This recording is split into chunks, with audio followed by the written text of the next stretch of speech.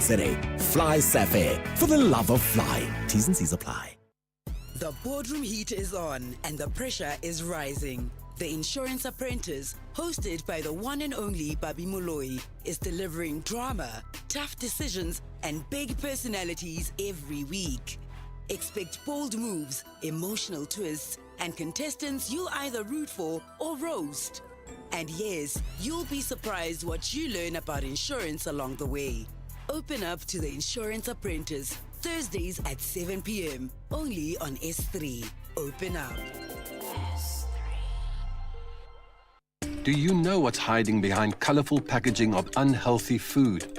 Big food companies target children with unhealthy packaged foods that hide high levels of sugar, salt, and fat, which could lead to heart disease, diabetes, and hypertension. But the truth is hidden from consumers. Front of package warning labels are a proven solution to help consumers make informed decisions. The government must act now. We have the right to know what's in our food. Demand front of package warning labels. Sign the petition on heala.org, HEALA.org by 30 September. The Morning Brief with Thulasizwe Simelane. Kicking us off, as always, Melissa Puta with the Morning Brief in brief. Good morning to you, Melissa. Morning, Thulasizwe. Let's start with this story. It's a disturbing story and it's been on the go for quite some time, and I can't believe we still haven't found resolution to it all. The Gauteng Department of Health and these issues around treatment of cancer patients. Tell me what the latest is around that story.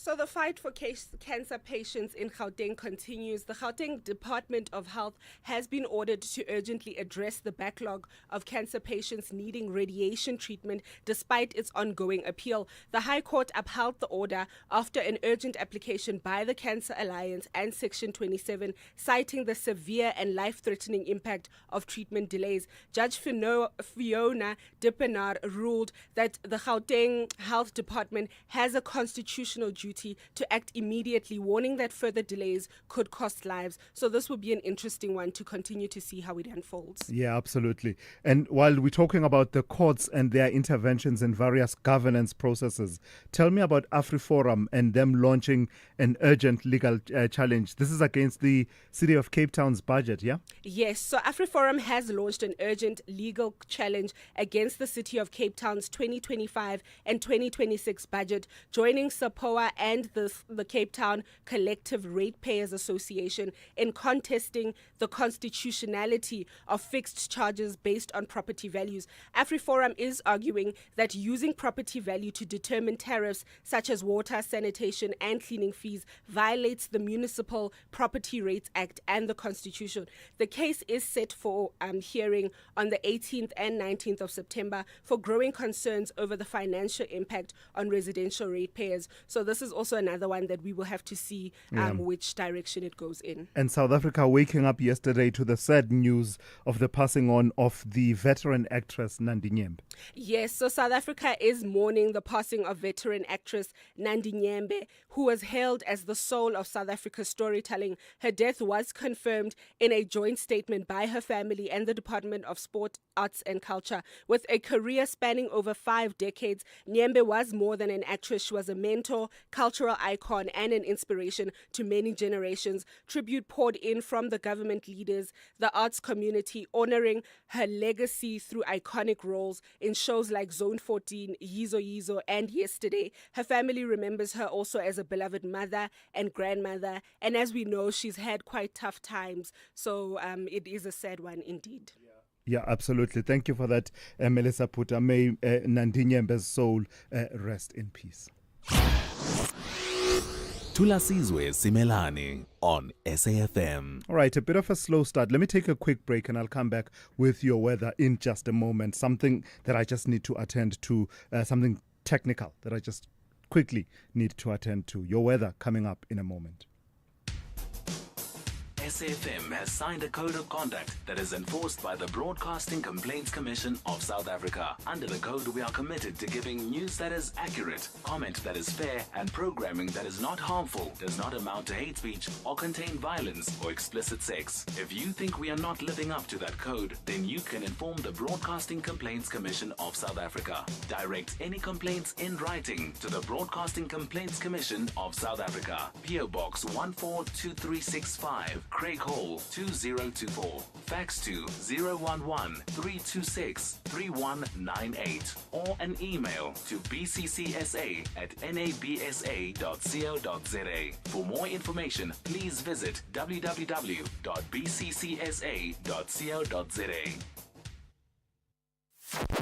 The National Pulse, weekdays, 3 to 6 p.m.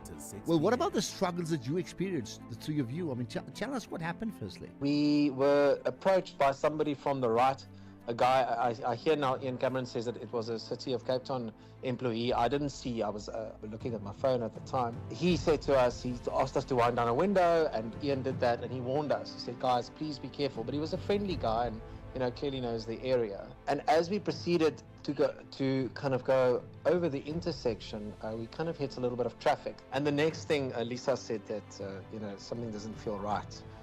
Why would this guy warn us? And then the next thing, they smashed Ian's window with a brick. And I realized at that moment that we were being attacked. Nicholas Gotzel is the DA MP in the Western Cape. Ashraf Garda on SAFM. Find the podcast at safm.co.za. The Morning Brief with Thulasizwe Simelane. All right, I do have my ducks in a row now. Let me tell you what your weather will be looking like on this Monday. In fact, there are no warnings that have come through from the South African Weather Service, so let me go straight to your weather. The conditions in Pretoria will be fine with a minimum of 12 and a maximum of 31. Johannesburg, fine, 12 to 29. Vereeniging, fine, 3 to 29. Bombela, partly cloudy at first with morning fog patches, otherwise fine with a minimum of 15 and a maximum of 27. Polokwane, fine, 10 to 28. Mahikeng will be partly cloudy and windy, 9 to 30. Bloemfontein, partly cloudy and windy, 3 to 27. Kimberley, partly cloudy and windy, 7 to 29. Uppington, partly cloudy, 7 to 29. Cape Town will be partly cloudy, becoming fine with a minimum of 11 and a maximum of 18. George will be partly cloudy, 8 to 18. Gqeberha, fine, becoming partly cloudy in the afternoon with a minimum of 7 and a maximum of 19. East London will be fine in the morning, otherwise partly cloudy with a minimum of 10 and a maximum of 19. Durban, partly cloudy with isolated showers and rain, 16 to 24. Richards Bay, partly cloudy with isolated showers and rain, 16 to 29. And lastly, Pietermaritzburg will have morning fog, otherwise partly cloudy to fine with a minimum of 10 and a maximum of 29. Worldview Update, bringing you closer to international or global news. 23 minutes after 6. While Israel's expected military escalation aimed at seizing Gaza City is yet to begin in earnest, reports from the region say Israel has pounded the area relentlessly in the past few days, with planes and tanks launching multiple attacks and Israeli troops returning to blow up buildings in the refugee camp of Jabalia, north of the territory.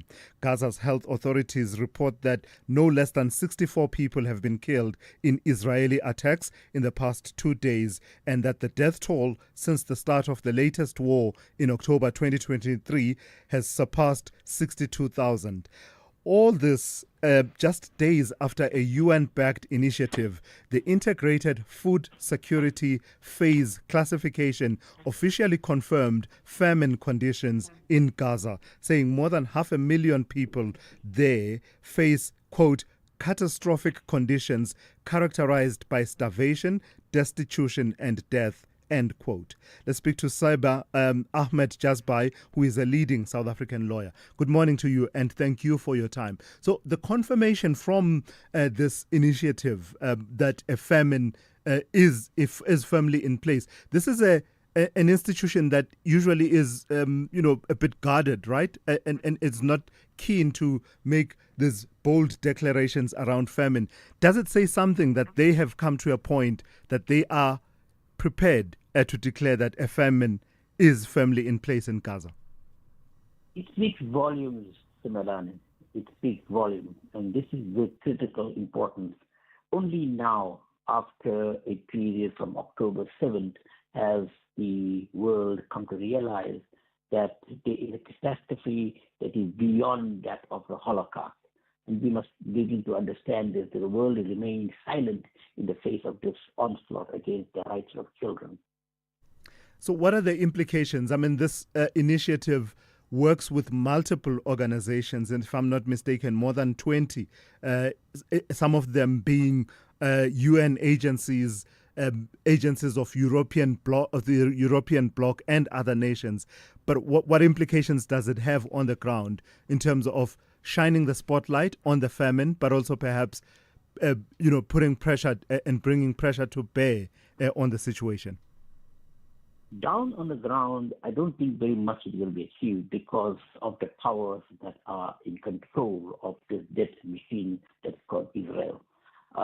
What is critical in this point in time is that the initiatives themselves are beginning to get governments on notice, particularly France, Germany, and even the United Kingdom, not the United States, United Kingdom. So, the people are beginning to rebel when children, innocent children, right now at this point in time, to us, you remember that 870 children, and that makes it a class of children a day are dying directly because of starvation and malnutrition. That is what is underpinning the statement of that organization and the organization you talk about. And the point being made by the initiative that this is a man-made famine. So it's not a famine that is the result of, natural conditions, crop failure, drought, or anything of that nature, but that it is man-made. How important is it that they make that point, and especially in the context in which we are headed up for the UN General Assembly, at which we do expect that there'll be a fair amount of focus on areas of conflict, and in particular, this conflict? Yes, it is very important to even mention that. But to remember that the United General Assembly does not have any power or whatsoever as the United Nations Security Council has. And it is there that would veto powers that goes on, etc., that we need to concern ourselves with.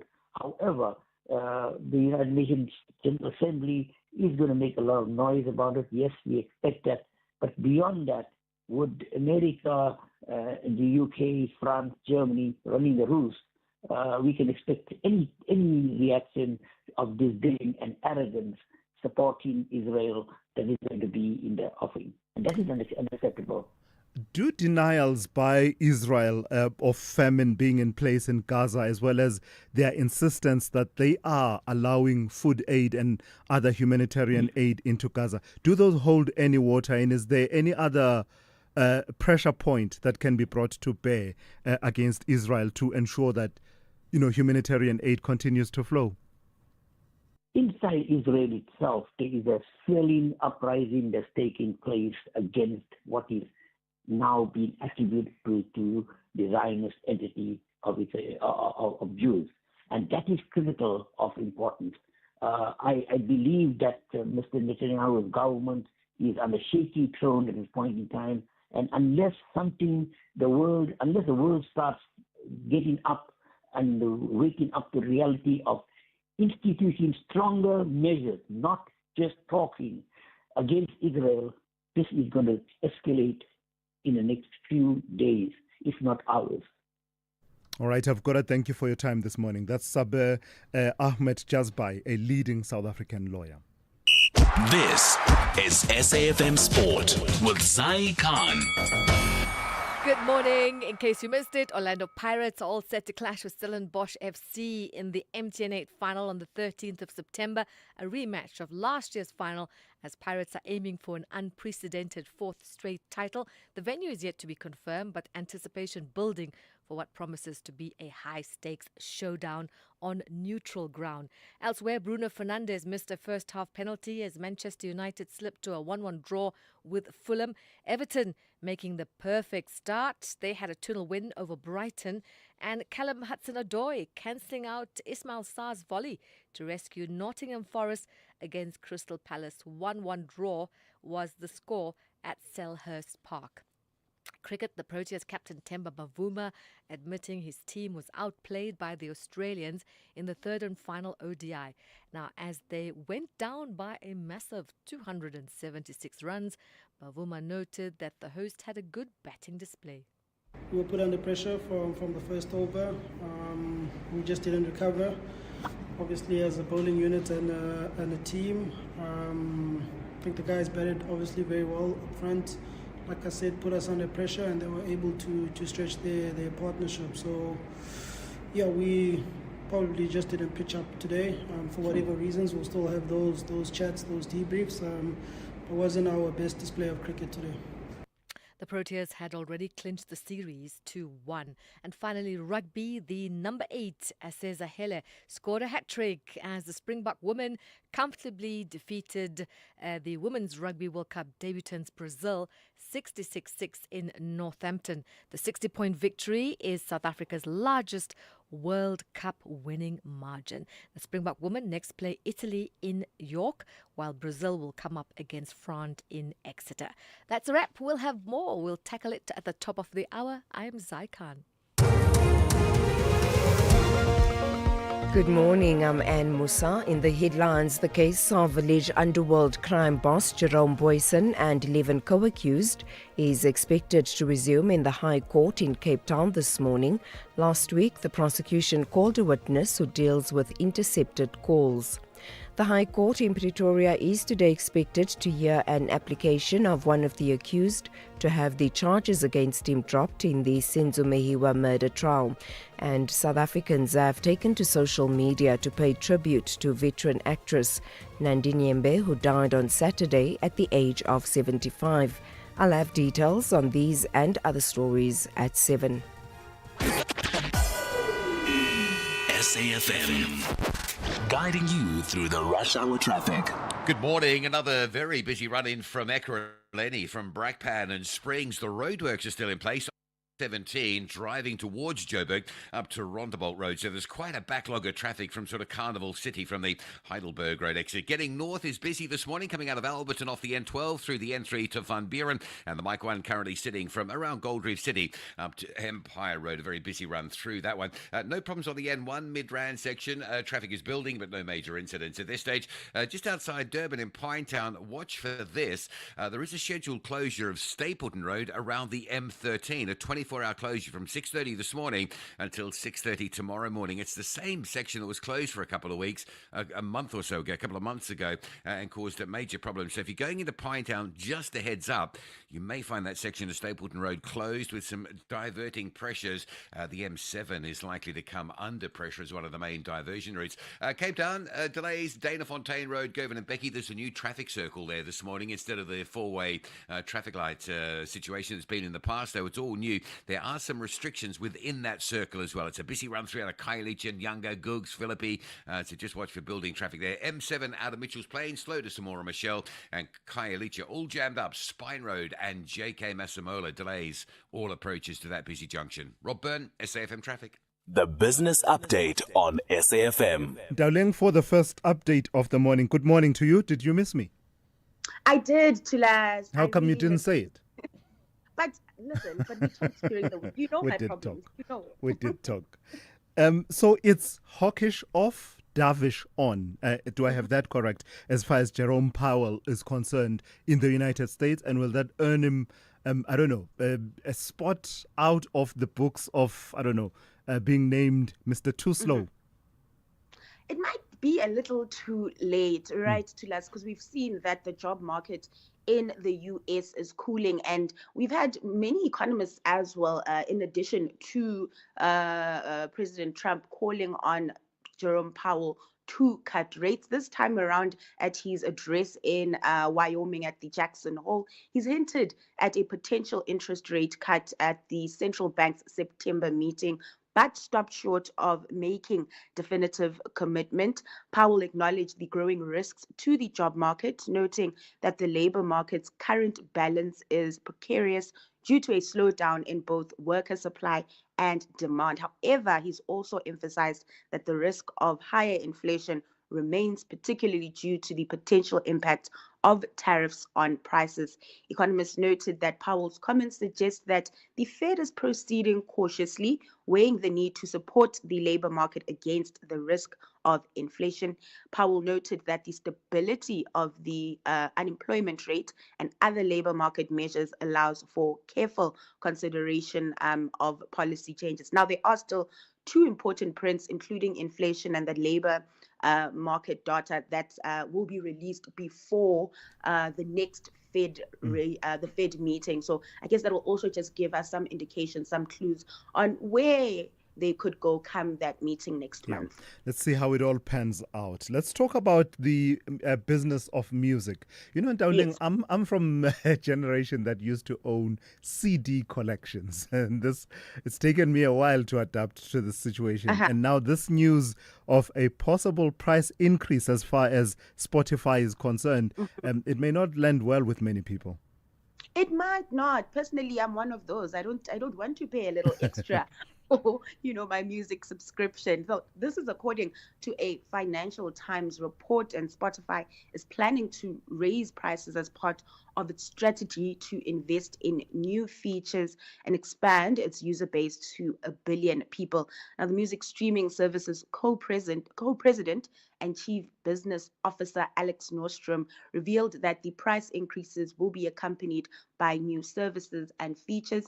This move comes after Spotify announced earlier this month that it would raise the monthly price for its premium individual subscription in certain markets, including South Asia, the Middle East, Africa, Europe, Latin America, and the Asia Pacific region. Now, the price hike is aimed at improving profit margins, and Nordstrom emphasized that the price adjustments are a normal part of Spotify's business strategy. Now, the company's efforts to cut costs and raise prices have already paid off, with Spotify achieving its first annual profit last year. All right, lastly, let's check in on the markets. Ndauling, tell me how we closed on Friday, as well as how the tone has been set in those markets that have opened. So stocks closed the week in positive territory. This as traders cheered heightened bets of a Fed rate cut come next month. The Dow Jones in the States leading the gains, closing 1.9% higher. The upbeat mood also filtered through to local markets, with stocks in the green. The all share up close to 1%, boosted by a 2% jump in financials. Meanwhile, in the currency markets, the rand kicking the week off on a high, recovering from last week's losses. We were at about 1770 around Wednesday, Thursday. Today, this morning, the rand sitting at 1746 to the greenback. Oil also making gains today, sitting at $66.80 per barrel. And then lastly, in Asia, markets trading mostly higher, following broadly positive cues from Wall Street on an improved outlook, of course, for interest rates after Jerome Powell's dovish comments at the conference in Jackson Hole. All right. Thank you for that. That's Ndauling Lechala there with your business update. She'll be back with one more update. In fact, two more updates for you. Another one coming up just after 7:30 here on the Morning Brief. This year, the Standard Bank Joy of Jazz Festival presents 3 unforgettable days deep in the art and heart of jazz. From the 26th, 27th and 28th of September, Umu Sankare, Ababemu, Jasmia Horn, Silent Moore and the Noisemakers, Najbonk Trio, Michelle Ndingio-Jello, Valencini, Gabby Mutuba, and over 50 world-class acts will be ready to welcome you and yours to 4 magnificent stages of the Sandton Convention Center. Take me there. Buy your tickets at Ticketmaster now. Get ready, South Africa! 12,000 athletes from every corner of the country will hit the ground running in the 5th edition of the Hollywood Bets Durban 10 kilometer. A thrilling road race starting and finishing at Hollywood Bets Kingsmead Stadium. It's more than a race. It's all about community, good vibes, and rising to the challenge. Catch the action live on Saturday, 30th of August at 7 a.m. on SABC2, SABC Plus, and across SABC radio stations. Hashtag Let's Run and feel the energy. Brought to you by SABC Sport. For the love of the game. I am Baba Lobisha, the Executive Mayor of Nelson Mandela Bay Municipality. The Nelson Mandela Bay Municipality has recently adopted a 21.6 billion budget for the 2025-2026 financial year. This budget, shaped by extensive public participation, prioritizes critical needs such as electricity, sanitation, roads, and water infrastructure in the fight against crime. As part of implementation of this budget, strict measures have been introduced to fast-track spending, improve accountability, and ensure that every cent delivers real impact. This is more than just a budget. It's a commitment to community-driven service delivery that will not only improve our lives, but create an enabling environment for investment that will grow economy and create jobs. Together, we make our municipality work. Keeping your family healthy this winter can feel like a daunting task. Try the Lung Shield range. It includes capsules to support healthy lungs and immunity, a syrup for kids that supports the immune system and promotes lung health, and an effervescent with 13 essential ingredients to optimize immune function. Put your family's health first this winter with the Lung Shield range. Available without a prescription at leading pharmacies. Lung Shield, prescribed by doctors, recommended by pharmacists. Africa Update on SAFM. For that, let's turn to Advocate Sipho Mantula. Raz, good morning. Let's start in Eswatini. Tell me about what action is being taken beyond being controversial and being debated around implications for regional security and the likes. Something is actually being done to try and challenge the Eswatini government's decision to accept these 5 deportees from the United States. Absolutely, Thulas. Refreshing morning, jump off to the listener. Thulas, on Friday, there was supposed to be a matter being heard in Eswatini courts by a matter that was brought by a group of human rights lawyers and NGOs suing the government of Eswatini for accepting the 5 people deported by the U.S. Now, this matter has been pushed to us for 25th of September. Why so, Thulas? Well, government did not file response papers on time. And at the same time, the AG, the Attorney General in Eswatini, claiming that this case is frivolous legal application to us. But this group is raising a lot of issues to us about the overcrowding in the prisons in Eswatini and why there's access of these 5 prisoners, and claiming that this process is not constitutional. So they are challenging it on many levels to us, the NGOs and human rights lawyers in Eswatini. So from the court processes in Eswatini to court processes in the DR Congo, tell me what the prosecutor is seeking there, the death penalty for the former president. Thulas, General Luciana Rene Lucalia, who's presenting prosecution of the military court in the DRC on Friday, requested a 20-year sentence for former President Laurent Kabila, allegedly for condoning of war crimes, and 15 years for conspiracy. But there was no further details to us in terms of this request coming from prosecution. Kabila was in absentia to us when this matter was heard on Friday, as there's been postponed once more for his team also to can respond. But the major issues to us are, like I've said on this show before, is the post Kabila's presidency that has brought him into these challenges that he has been facing, that he has been supporting M23 rebels, and also he has been causing tensions within the government of Felix Tshisekedi. So these are interesting times, even if others are saying to us it's settling of scores rather than a genuine pursuit of justice. And in an age where everyone is looking for new trade routes, new pathways and new trading partnerships, or to ramp up the ones that already exist, tell me about TICAD 9. This is the Tokyo International Conference on Africa's Development, yeah? Thulas, this is very important because the AU was represented by the President of Angola, Joao Lorenzo, also President Ramaphosa, are attending this TICAT 9 Thulas, that they were looking at what are the major boosts, and they are saying 300 cooperation agreements were signed.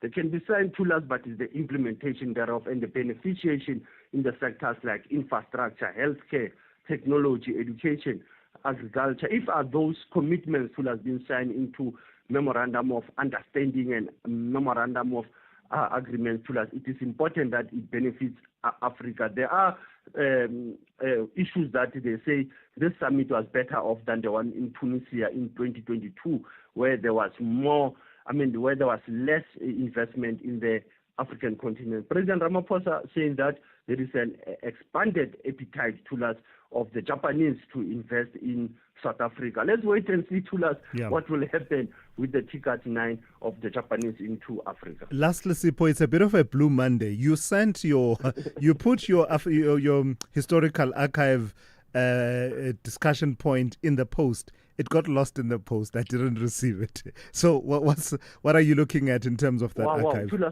I'm looking, and you maybe might have covered this story. It's 21 years ago when the son of the British Prime Minister Margaret Thatcher, remember the name Mark Thatcher? Mark Thatcher, yes.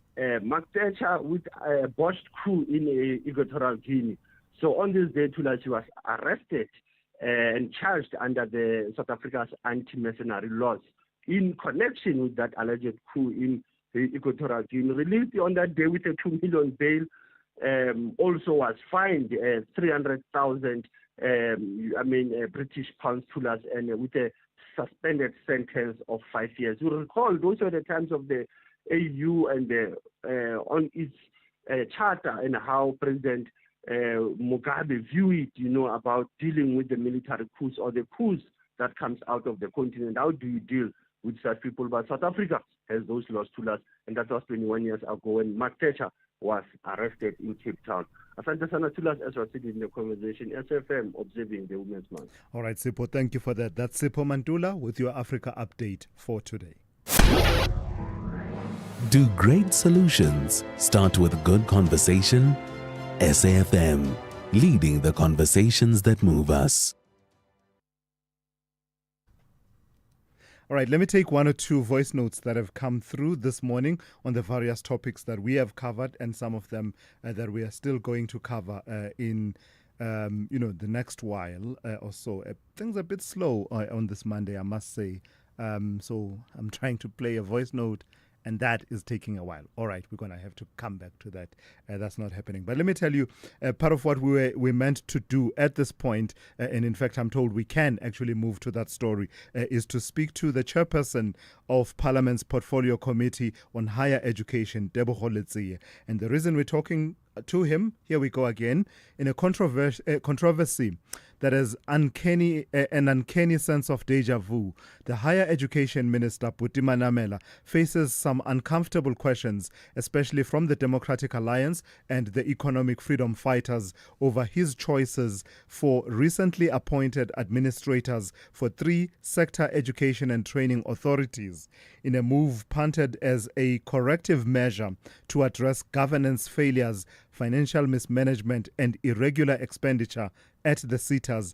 Manamela has appointed Lehlohonolo Masocha as administrator for the services SETA, Opangwane for the construction SETA, and Zukile Mvalo for the local government SETA. The only challenge, though, is that all 3 have faced serious probity questions, with Mkwane allegedly linked to financial mismanagement to the tune of some 872 million rand in Mfuleni Municipality.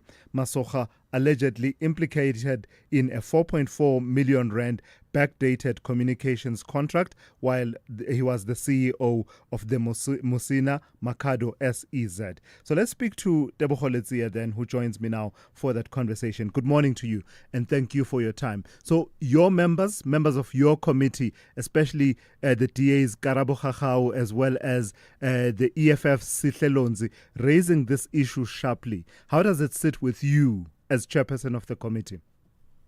Good morning, to yourself. Good morning to the listeners of SAFM. Thanks for having us. So the minister on Tuesday wrote to me as the chairperson of the Portfolio Committee, which is on the 19th of August, wrote to me and indicated that he has decided to put the 3 sitters under administration. Mm-hmm.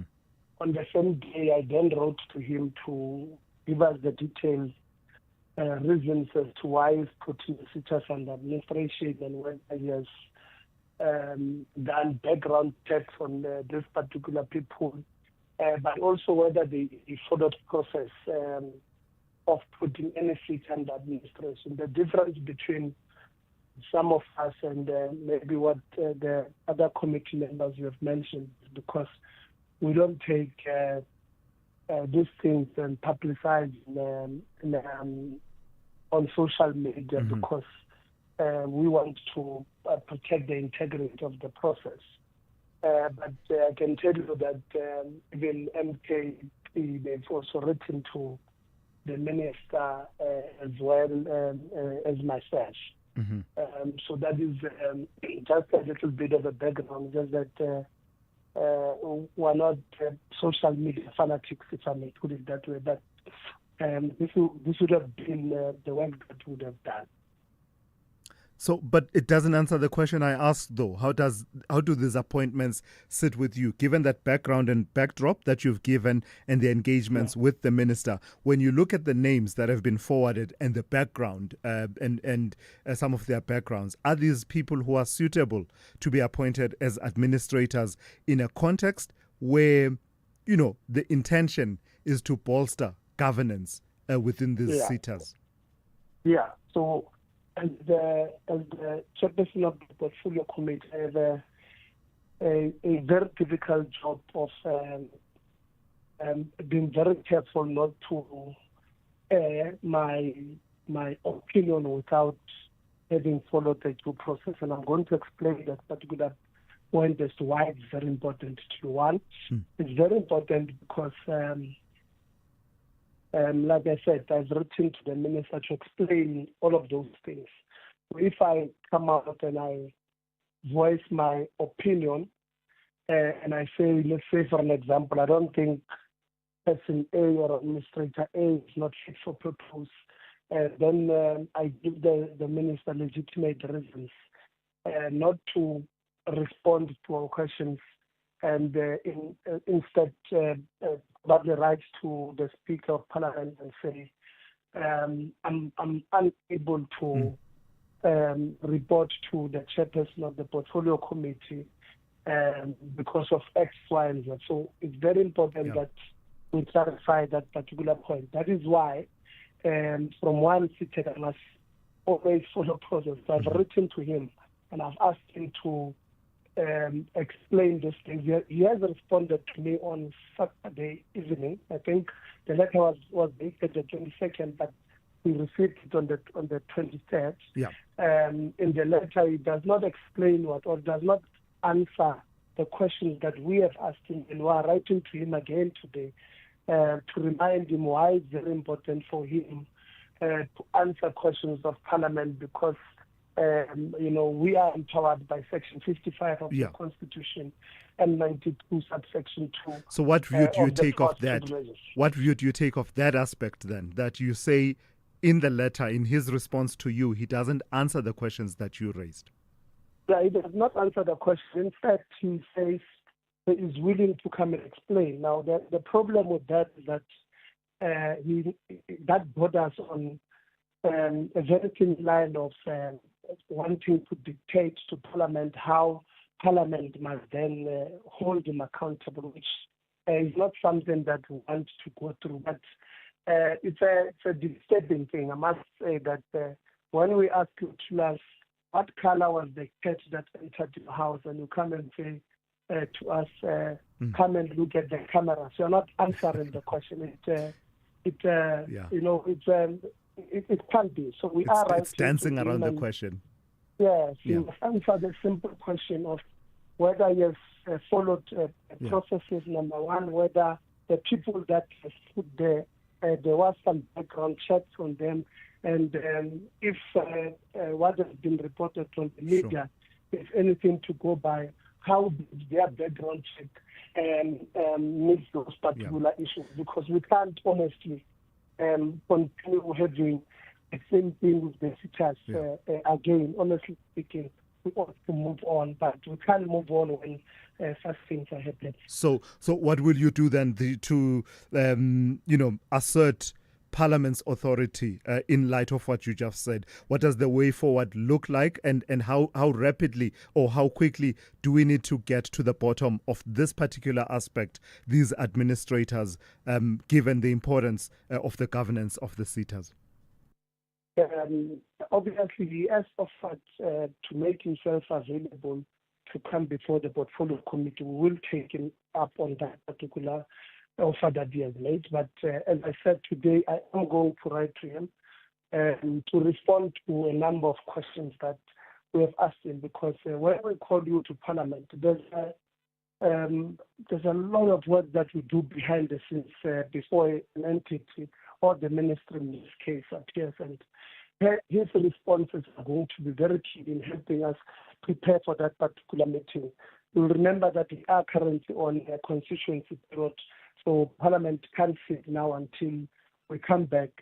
And when are we going back? We're going back on the 2nd of September, but we are having all committees are having strategic sessions so that we are able to build 3-year, 5-year plans for the committees, and then the only available time that we'll have for committee meetings will be the following week, which will be the week of the 9th of September. So we are hoping that maybe we can have a session with him by that time. All right, let's leave it there. Thank you for your time this morning. That's Tebogo Letsie, who is the chairperson of Parliament's Portfolio Committee on Higher Education. SAFM, guiding you through the rush hour traffic.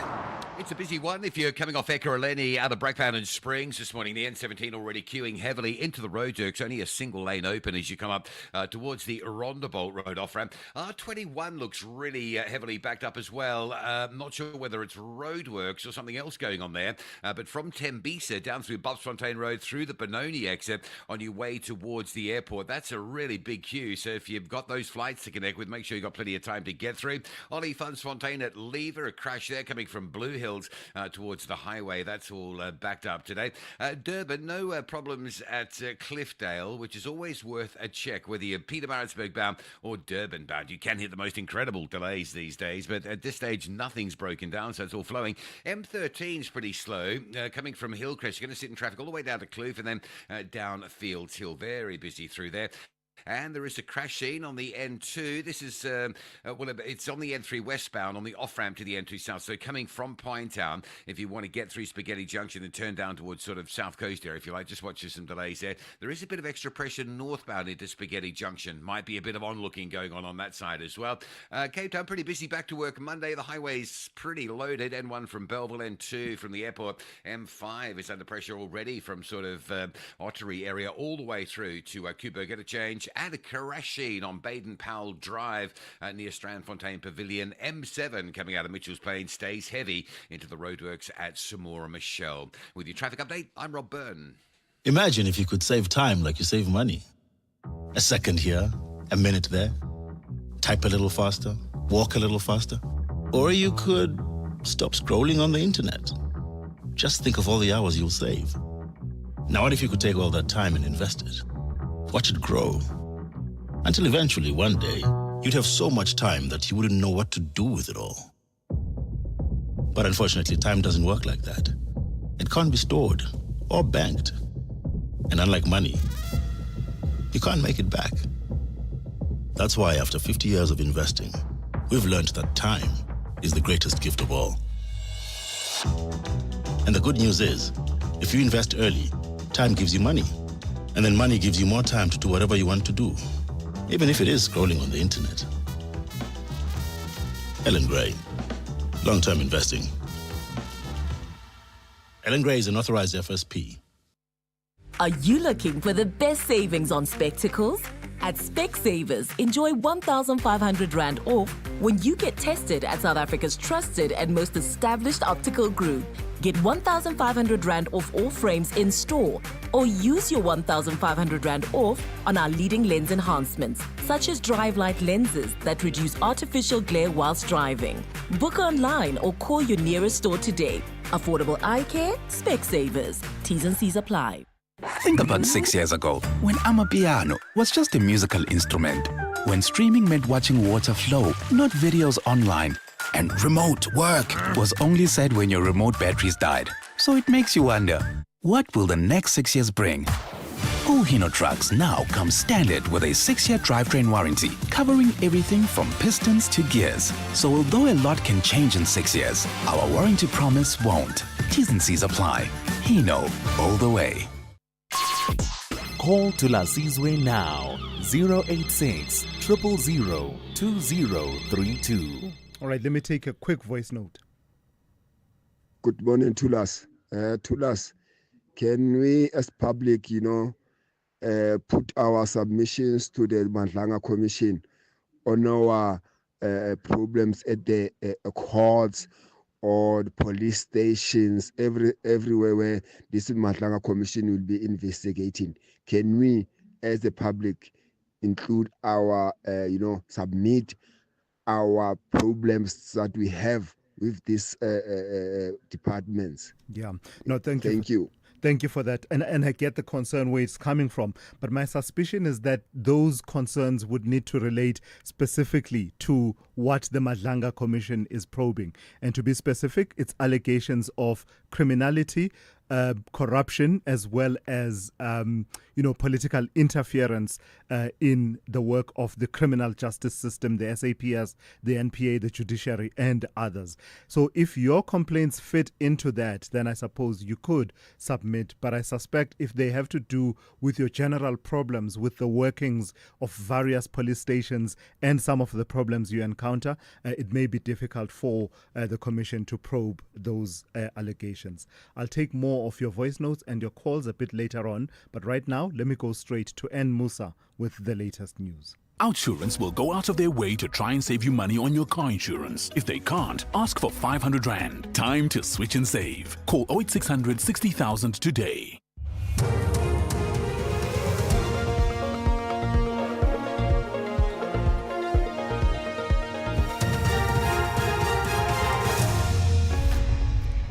Thanks to us. In our top stories, Jerome Boyson's trial within a trial continues, and Mpumalanga motorists urged to exercise caution amid felt fires. Good morning. The case of alleged underworld crime boss Jerome Boyson and 11 co-accused is expected to resume in the High Court in Cape Town this morning. Last week, the prosecution called a witness who deals with intercepted calls. The court is dealing with a trial within a trial. The aim is to determine the admissibility of transcripts of intercepted phone calls between Boyson, his former co-accused and now deceased Mark Liefman, Andre Nodia and others.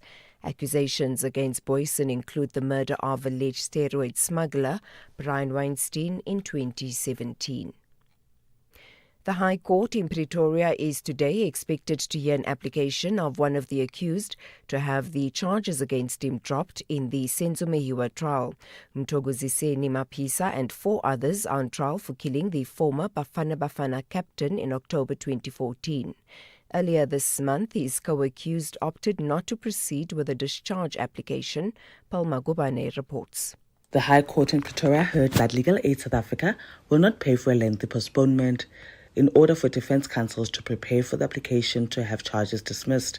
This as Advocate Charles Mnisi said he needed 4 weeks to adequately prepare for the application on behalf of Muzi Sibiya and Mthobisi Mncube, accused 1 and 3 in the matter, while defense counsel Sipho Mosipele, who represents accused 2 Bongani Ntanzi, told the court they were advised that they do not have a strong case to proceed with the discharge application.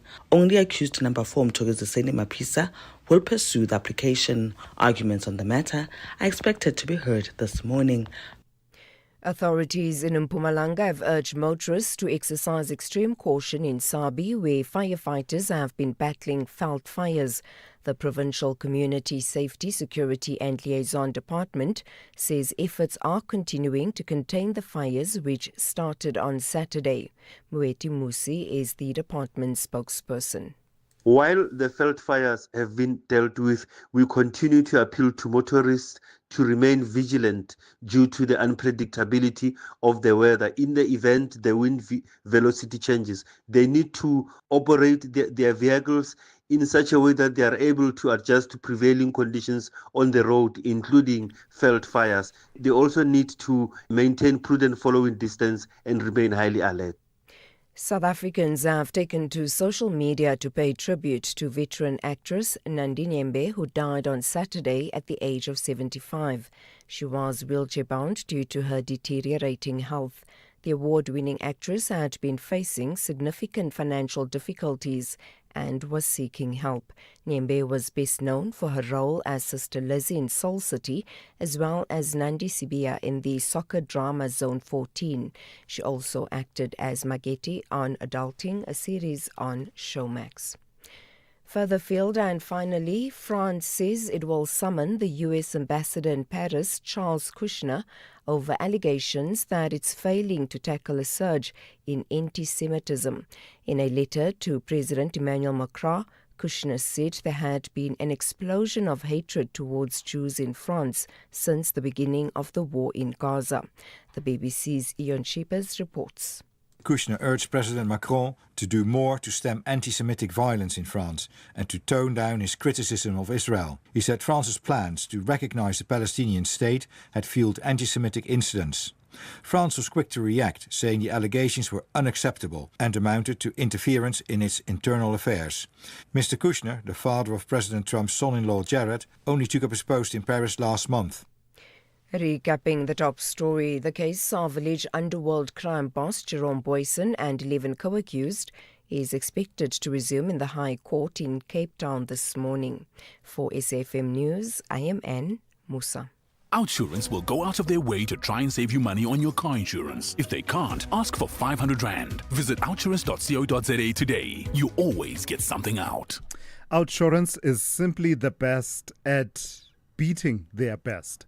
Outsurance scored 9.99 on the Hello Peter Trust Index, a near 5-star rating on Google reviews, and have outperformed their personal best on the number of complaints per 1,000 claims referred to the Ombudsman. Switch to Outsurance, switch to the insurer that delivers on price, service and trust. Call 0800 60,000 or visit outsurance.co.za today. You always get something out. Licensed insurer and FSP. T's, C's and information online. A very good morning to you in your SFM sports headlines. It's a blockbuster midweek clash in the Premier Soccer League as Kaizer Chiefs welcome Mamelodi Sundowns to the packed FNB Stadium tomorrow night. And we also bring you Tatiana Smith storming the SA Sports Awards, clinching both Sports Star and Sportswomen of the Year. Details just before 7:30. SAFM. Guiding you through the rush hour traffic. Any backlogs coming in from the Brakpan and Springs area this morning towards Joburg Roadwork. Single lane open towards Rondebolt Road, and that's really jammed up. The R21 is under pressure as well from Tembisa Airport bound. It's a breakdown after the Benoni exit. There's some roadworks here on there as well. If you're on your way to the airport, make sure you got a ton of time to get down that R21 from Pretoria to get to those flight connections. Probably an extra 30 minutes as a minimum to get through there. Durban's N2 North under pressure getting up into Spaghetti Junction this morning. M13 Hillcrest all the way down the bottom of Fields Hill. Very slow on your way to Pinetown. And Cape Town, a crash on Baden-Powell Drive at Strandfontein, causing delays from Muizenberg bound traffic. Highways are busy, including the M5, which stacks from Ottery all the way up to Kuburg at a change. With your traffic update, I'm Rob Byrne.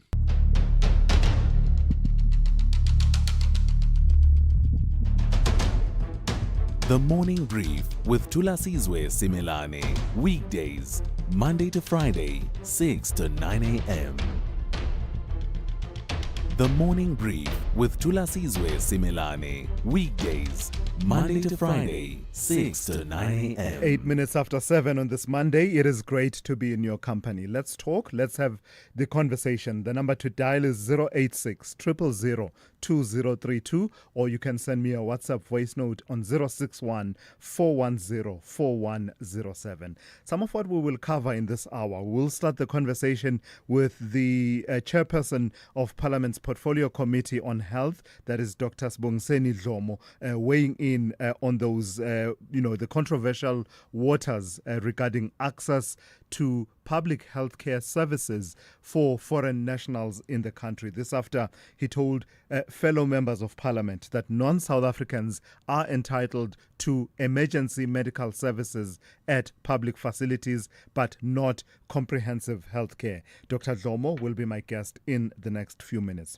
And then shortly thereafter, we'll be returning to something that has been seen as quite critical in terms of the cry that has been there for some time, that has to do with structural reforms to try and get our economy moving, in particular to try and address issues of freight and logistics, and that whole mantra of moving freight and logistics largely away from the roads to rail, right? So as part of that, government has had this policy pivot that they took a few years ago. I think it was in 2022, if I'm not mistaken, that they were going to start opening up private sector participation on the Transnet rail line. So, well, we've taken quite a leap forward in trying to get to that point, with the Minister, Barbara Creecy, on Friday announcing 11 new private sector entrants that will be operating trains on various lines that are owned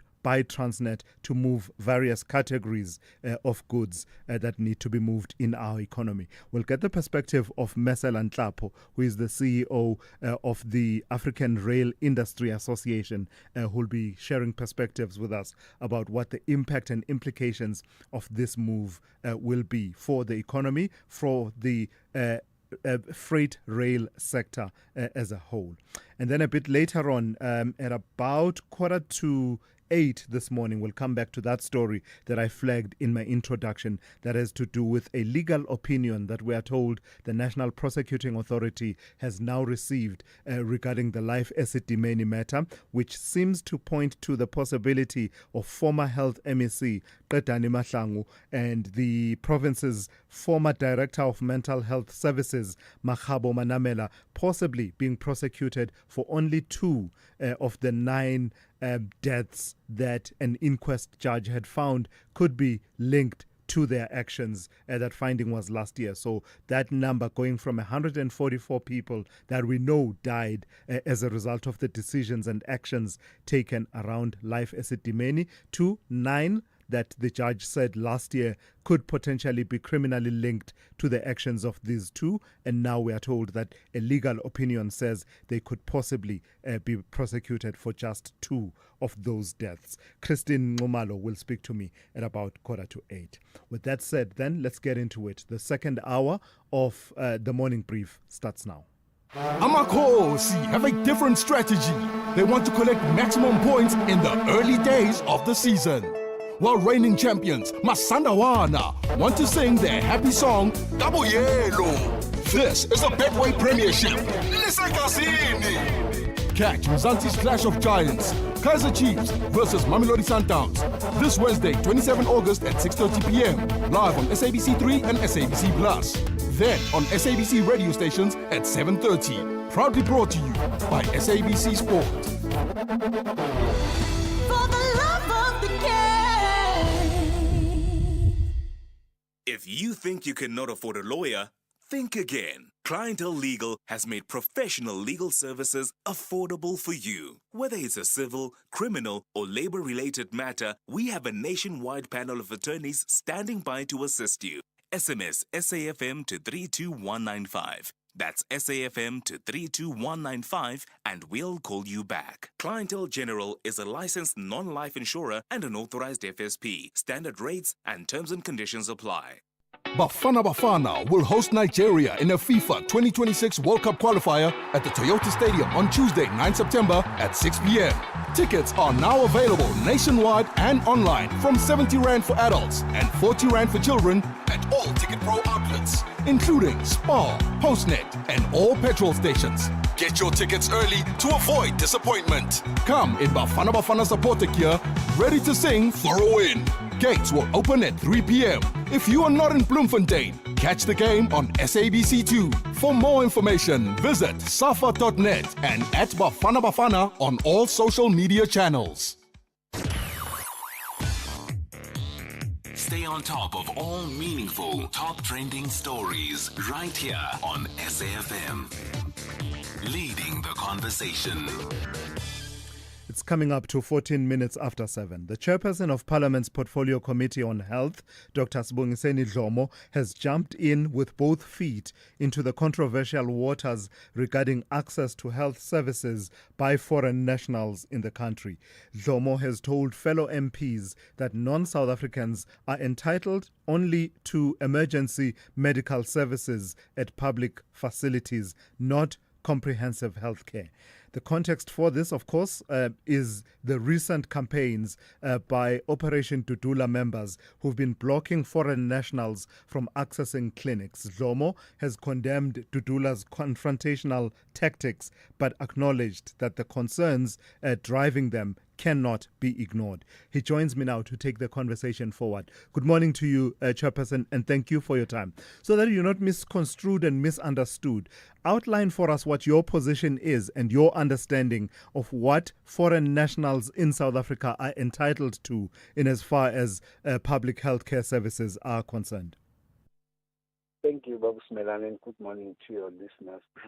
The starting point is that I met with the minister. Minister, how do we deal with this matter? Minister Mzwaleti regarding this matter. And I did like his approach, where he is actually looking into a point of engaging with the people who are concerned.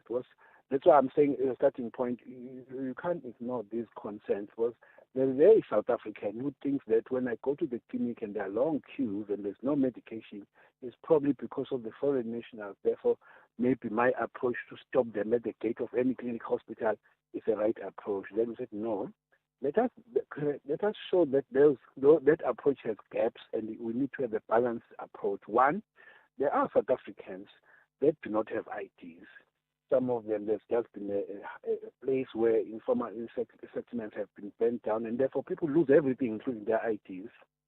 There are other South Africans who just delay getting their IDs, birth certificates, and therefore, if you use a criteria that says, if I block anyone in any public hospital clinic without an ID, then I will actually be dealing with the foreign nationals. It's a wrong approach as a start. Therefore, that engagement actually is yielding results because then you then ask everybody not to use that approach. Number two, we have actually been part of the drive of the LHI, but before that, the United Nations has expectations of everybody in the world, whether you're a refugee, asylum seeker, to say, if you find yourself in any other part of the world, you will be given what can be defined as an emergency medical services. Now, if I stop at the gate, I will not know whether this documented or undocumented foreign national has actually is coming in for what would be termed as a medical emergency medical services, which by United Nations were expected to give. Then the third, you are correct that our NHI is providing a comprehensive health services. It will once it is fully entrenched, but won't be giving that to any other person other than a South African. What is the foundation of what you are saying? That only emergency medical services, and I'll tell you why. That debate that's been ongoing around what Section 27 of the Constitution provides for, where it says everyone has the right to access to healthcare, but also over and above that, some of the jurisprudence coming out of the Constitutional Court, for example, in that Khoza matter, which I'm pretty sure you'll be familiar with, that has to do with access to the rights in that Section 27, but was more concerned with the social services part of it. But, knowing that the reading has to be taken in its fuller context. That said, for instance, people who are permanent residents, so non-South Africans, but who are permanent residents officially in terms of Home Affairs categorization, actually have access and the right to access that is comparable and similar to South Africans. Yeah, that is why, yes, you are correct. If you quote Section 27, it allows a bit more than just the South Africans, the residents who are non-permanent. But part of that, I said, Minister, when are we going to engage? You just come from the Home Affairs Department. How far are we in terms of reviewing some of these acts, which are really very so unlimited to like the Refugee Act, the Identification Act. There's another act that is actually the Citizenship Act. Those acts are very wide-ranging, and therefore they could actually give us somebody to say, you just walk into South Africa today, and therefore you have a full comprehensive service to get. Now, that actually has to be something that must be fast-tracked. As I was speaking to my co-chair, my other chairperson of the For Home Affairs, to say, let us get these issues repinned, because these acts are really not actually doing it. There's no country in the world. I mean, countries in the world have got resources. There's no country that has got unlimited to take care of the whole world. Now, you need to actually streamline that. So that's why, while we are saying the concerns that have actually been raised by Tutula and others, March on March and Peace for Progressive Peace in South Africa, are things that cannot be ignored. However, we need to accelerate these processes that not only health, but Home Affairs and other departments to say, but there's no country in the world that provides comprehensive health services to all citizens that walk into their country. Can't. We will not be able to. We will respect what the United Nations. So I see what you are saying in Section 27, yes, which is true, but it has to be supported by us amending certain Home Affairs Acts. Are you not guilty of what some would say is scapegoating foreign nationals? The example you were making earlier on of a South African who may feel that the reason why we are out of medication at primary healthcare level is because more foreign nationals are coming and taking up, those resources. Is there nothing to be said for the levels of investment in primary healthcare itself, such that an argument could be made, and I want to hear what you make of that argument that says even if there were no foreign nationals in South Africa, the levels of investment in the infrastructure, in the resources that are needed, the medication and the likes, the doctors and the likes, are just not adequate even for the South African population, even if there were no foreign nationals documented or otherwise. I cannot disagree with you in that statement. We are correct. That is why we always say, Minister, look, over years, the Department of Health has, they've always been top sliced in government departments because of austerity measures. If you top slice the Department of Health, you're really crippling them quite a bit. Now, the department sits and says, what do we do? Do we stop buying more ambulances? Do we stop buying food for the patients? Maybe the better way to do is to not hire more. So these austerity measures have really been disadvantaging the Department of Health to a very great extent. To such an extent, therefore, the population is increasing, but we are not improving in terms of human resource. At any given time, that is not going to exist. So you are correct, even without the factor of foreign nationals to be given or not to be given medication, there has been that problem of not enough staff members, not enough resources to take care of the citizens of the country. All right, let's leave it there for this morning. Thank you for your time. That's Dr. Sibongiseni Dlomo, Chairperson of Parliament's Portfolio Committee on Health. You are the poster child, the biggest saver we've ever had. I decided that I would contact OUTsurance and let them work out what they could do for me. Yeah. And lo and behold, big saving. 2,794 Rand a month. That's over 33,000 Rand a year. And it was the easiest switch ever. Real people helping real people get real deals. Go to outsurance.co.za now for a 10-minute quote that could save you thousands. What does you always get something out mean to you, Lorette? OUTsurance made it possible for us to live our dream, to travel more with the money in our pocket that we save. Let me know, what is it? 725. It was unbelievable. My husband, he sits there on the chair and he's just nodding his head and say, yes, yes, yes. This is really not just an advertisement. This is really real. Go to outsurance.co.za now for a 10-minute quote that could save you thousands. License insurance, FSP, TCs, and information online.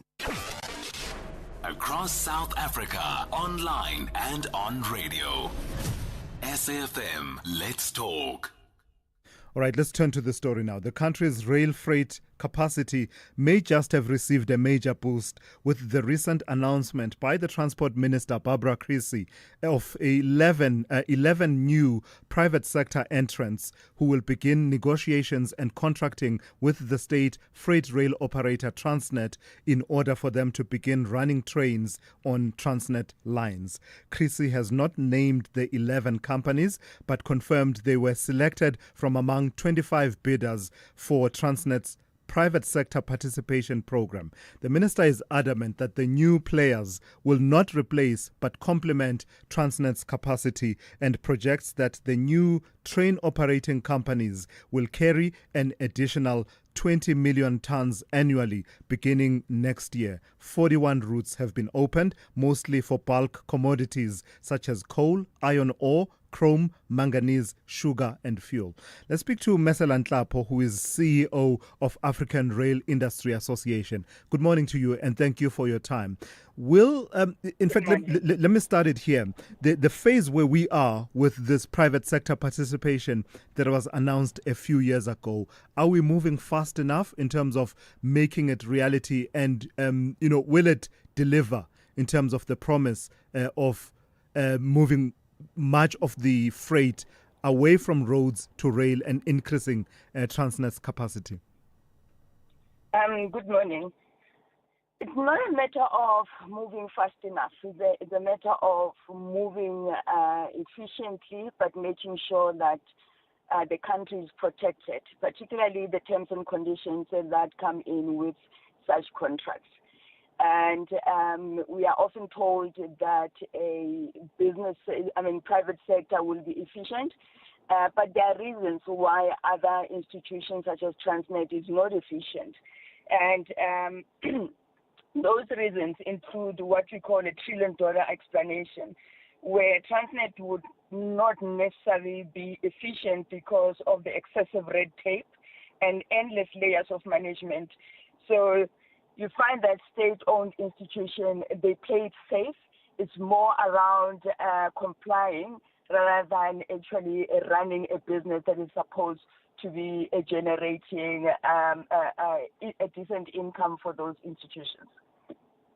But in terms of our expectations from these private sector players and the processes followed, what's your understanding? We don't have the names of these 11 new operators, but there were 25 bidders. Are you comfortable that the process has been run in a fair and transparent manner? Look, processes are processes, right? This is the first time in the railway industry that such processes are being done. Whether they comply with proper consultation process that is prescribed by Parliament, we'll see if those processes are challenged. But I think what is important now for us is the why are we doing this, and also learning from where we are, particularly in the shipping business. We all know that Maersk will be leaving at the 1st of October.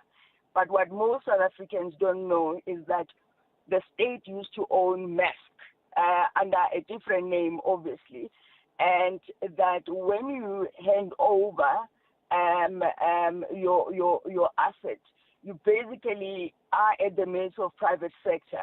But what we as a state and also as a responsible business, we need to make sure that it's not a handover, but rather a handshake.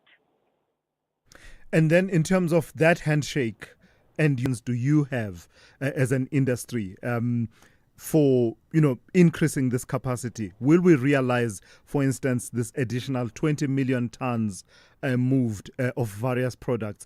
Is it something that's possible, that's within the realm of what's possible with the involvement of the private sector? Well, firstly, you need to sort out the infrastructure. But the Transnet has not been provided money for years to be able to catch up to maintenance.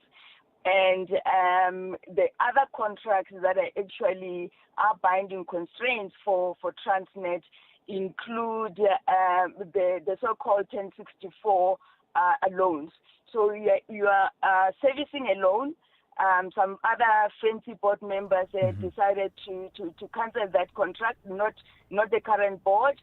And as a result, it's been just a number of bad decisions that actually land us in this mess that we are in. And my heart bleeds for the people that work for Transnet, because my sense is that they've always done this thing, and often we consider them as inefficient, but the reality is that they are overburdened. They are overburdened by a system that refuses to give them money, and they're overburdened by contracts that were entered into, cancelled, but they still need to service those contracts. So we do hope that the terms and conditions that private sector will be signing up for will be fair for private sector, but also fair for the country long term. I must also add, which is very important, as to we can't just say we're going to create jobs without explaining how these jobs will be created. One, in terms of manufacturing, you can't have rail reform and in most instances using money from PAC, but then you will insist on buying the rolling stock from other countries. So there must be rules that say that we're going to prioritize our economy, meaning that there must be in manufacturing here. Yeah. Otherwise, if we leave that, then we are doomed for the railway industry. But further to that, the BBBE is not negotiable. Yeah. But what I know, Thulasizwe, is that 11 companies, Green Road came out that they've been awarded slots, but we need to make sure, what I know also is that all 11 are South African companies. But we must never, ever, ever compromise what is at stake. It has to be in the best interest of South Africa and its citizens. All right, I've got to thank you for your time and those insights. That's Mesel Ntlapo, the CEO of the African Rail Industry Association. Let's flip it around. Zai, I'm back. It's happening again. It's happening to you again. Sorry, Zai. Let's go straight to N. Musa and we'll come back with Zai's update in a moment. Good morning. Thanks to us. In the headlines, retired Interpol Ambassador Andy Mashile says human trafficking syndicates are using people's desperation for jobs to lure them to all sorts of illegal activities. This after social media influencers advertise suspicious employment opportunities on platforms including TikTok and Instagram, targeting women between the ages of 18 and 22. The case of alleged underworld crime boss Jerome Boyson and 11 co-accused is expected to resume in the High Court in Cape Town this morning. Last week, the prosecution called a witness who deals with intercepted calls. And the City of Cape Town Mayor Jordan Hill Lewis says a lack of resources such as vehicles, firearms and bulletproof vests is hampering efforts to fight gang violence in vulnerable communities. I'll have details on these and other stories at 8. This is SAFM Sport with Zai Khan. All right, Zai, let's start. Tell me about Amakosi and what they're expecting. They're looking to make it 4 out of 4. I know, it's not every day you read a headline like this. Kaizer Chiefs, yes, are looking for their 4th straight win against Things are turning around, are they? Even as Nabi has come back. You go away for a week and this is what happens to us. Yeah, I guess so. We'll have to look forward to tomorrow. It's a Betway Premiership match. Kaizer Chiefs welcome Mamelodi Sundowns, FNB Stadium tomorrow night. Chiefs have enjoyed a perfect start under assistant Khalil Ben Yusuf, winning all 3 matches and keeping clean sheets. Now, head coach Nasruddin Nabi returns to the dugout with the pressure to maintain momentum. All eyes will be on striker Ashley Dupree, who has a habit of scoring against Sundowns and could again prove decisive. Kick-off for this clash of giants is at 7:30 tomorrow night. Let's go to Proteas captain Themba Bavuma, admitting his team was outplayed by the Australians in the 3rd and final one-day international. They went down by 276 runs. He conceded that their lack of experience in some areas were exposed by the opponents who won the toss and elected to bat first, posting 431 for 2 in their 50 allotted overs. I mean, yeah, you could say inexperience, but I think the guys play a lot of cricket nowadays to be able to get the necessary knowledge. But I think it's, like I said in the post-match chat, that it is a learning curve, not just for the younger guys, but for even the batters. It's not every day where you get to where you are chasing 420. So to be able to come up with some type of formula, if there is a formula, that's something that we kind of need to get to terms with. Rugby, the number 8, Seza Hela, scored a hat-trick as the Springbok women comfortably defeated the Women's Rugby World Cup debutants Brazil 66-6 in Northampton. Now, the SA Sport Awards, the top winner was swimmer Tatiana Smith, scooping 2 prestigious accolades. That was all at Sun City, the 2025 Sportswoman of the Year and the Sports Star of the Year. Smith saying that despite retiring early in her career, she's committed to inspiring the next generation of athletes.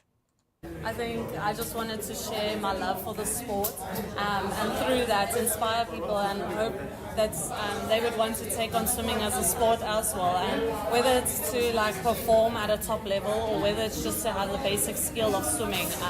I think everyone deserves to enjoy the water, and I hope that they experience that through me sharing my story. It's just the absolute love I have for water.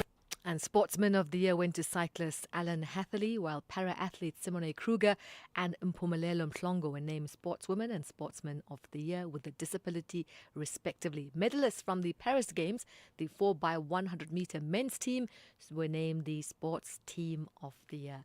We'll be back top of the hour with more sport. I'm Zai Khan. The Business Update on SAFM. All right, let's say good morning once again to Dowling Lechela for the second update of the morning. Dowling, tell me about increased spending on flu medication. What's that about? Yes. And how is it impacting Adcock Ingram and their finances? So Adcock makes gains from as-falling sectors. The group, it houses brands like Corenza C, like Panado, and it's seen over its interim period that the interim period coincided with some of the winter months, and the group made gains, posting a rebound in its second half, and this was driven by strong demand for its over-the-counter products and consumer healthcare products. Now, despite a subdued first 6 months, the company's annual revenue increased by 1%, supported by a well-executed informal sector strategy and normal buying patterns among pharmacy wholesalers. Now, the group's CEO, Andy Hall, expressed satisfaction with the company's overall performance, particularly the turnaround delivered by the teams in the second half of its financial year.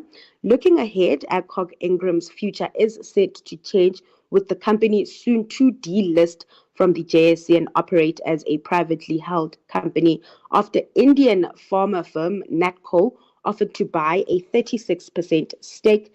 Now, the offer is valued at around 4.2 billion rands and was at a 44% premium to the closing price mid-July, and has received the backing of Adcock's independent board, which has recommended the offer to shareholders. Now, the other percentage, at about 60%, of Adcock is owned by Bidvest, and Bidvest has said it will work hand in hand with Natco. They plan to tap into Adcock's existing infrastructure and regional expertise. Staying in the pharmaceuticals sector, the news not so great for Aspen, is it?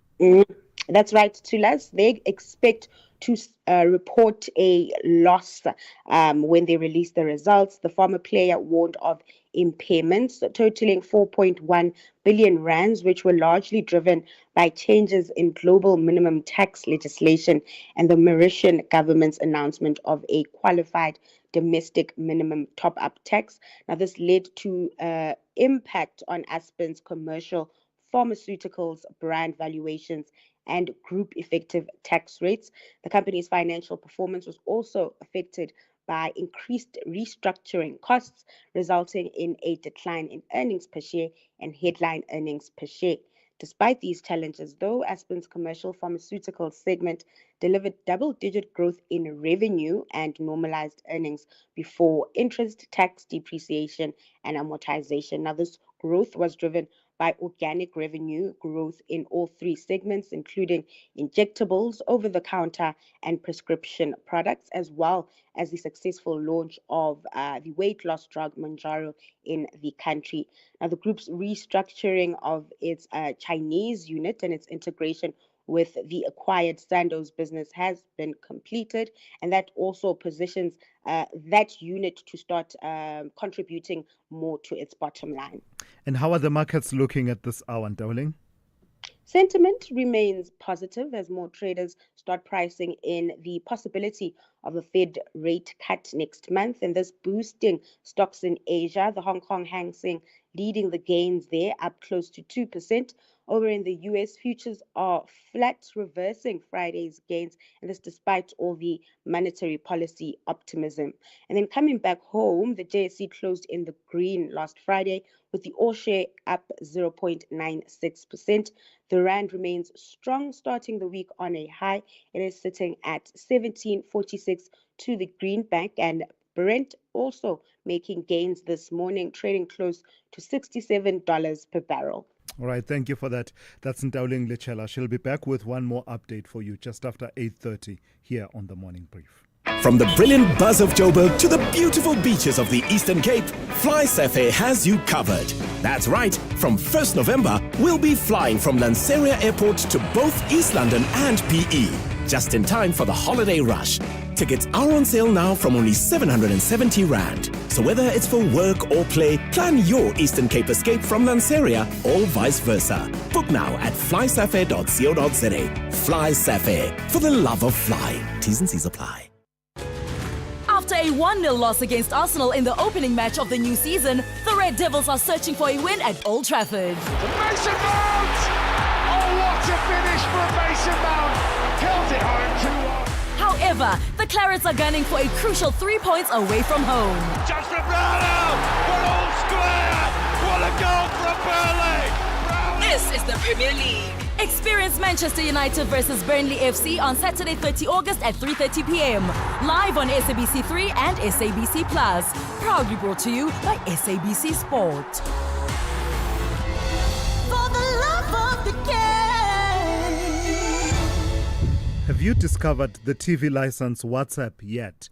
We see you binging reruns, living for the drama, loving the SABC Plus sports replays.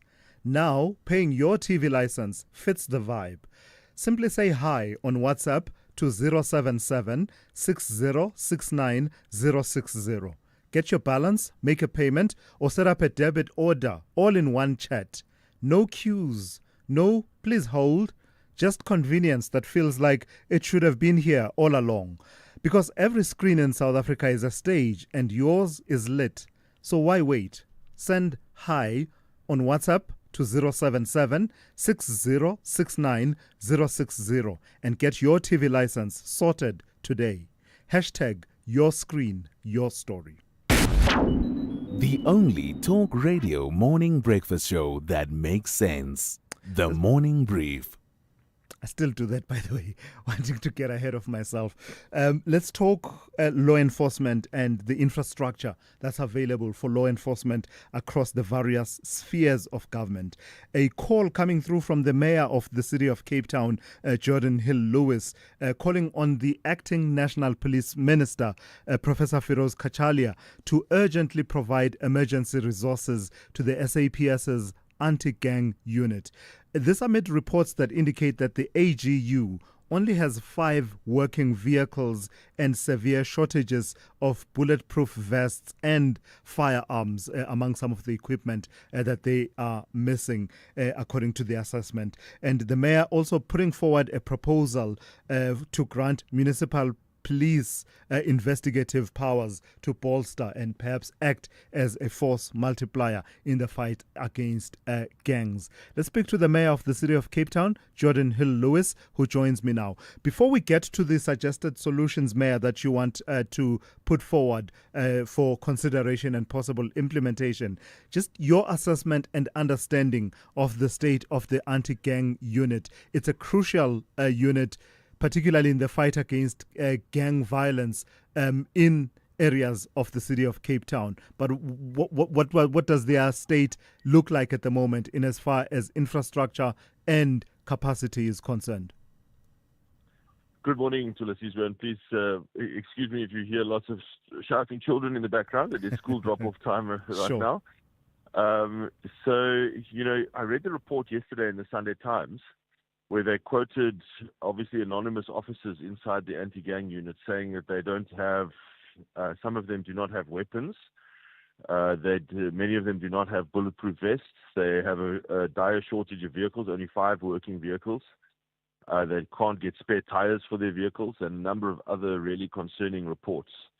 Now, I know the work that the anti-gang unit does. Those are very good officers. They do excellent work, and they do very dangerous work. I've had the pleasure of once or twice being out at night with them, and I've seen the extraordinary work that they do. They need the absolute support and obviously the basic resources required to do their job properly. So I was really shocked by that report. If such a high-profile and high-priority unit inside the SAPS is complaining of such dire resource shortages, then I can only imagine what it's like for other SAPS members who aren't such high priority and high profile. So, I think it really does speak to the growing sense of crisis inside the SAPS. We've seen lots of indications of this. From the collapse of criminal intelligence to other units, stock theft units around the country collapsing and so on.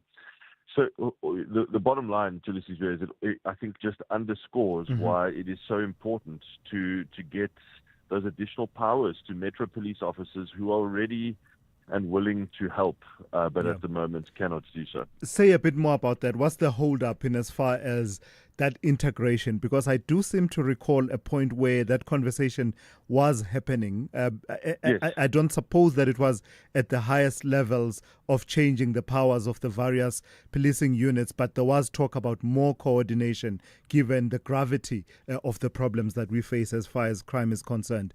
So where's that conversation now? Yes, so that conversation has been happening, but we're now on our 3rd minister, and every time you get a new minister, the conversation will start again. So we haven't made a huge amount of progress. The former minister did, in fact, devolve certain powers. So for the first time, our officers can enforce immigration law, for example. That's a good step forward. But the key thing is actually going to be investigative powers, and that's the key one that we are looking for. And so we're going to start that conversation again now with Minister Kachalia. We already have started. In fact, I wrote to him on the same day that he was sworn in. But yes, it's just about making sure that conversation goes somewhere and that we actually see a result.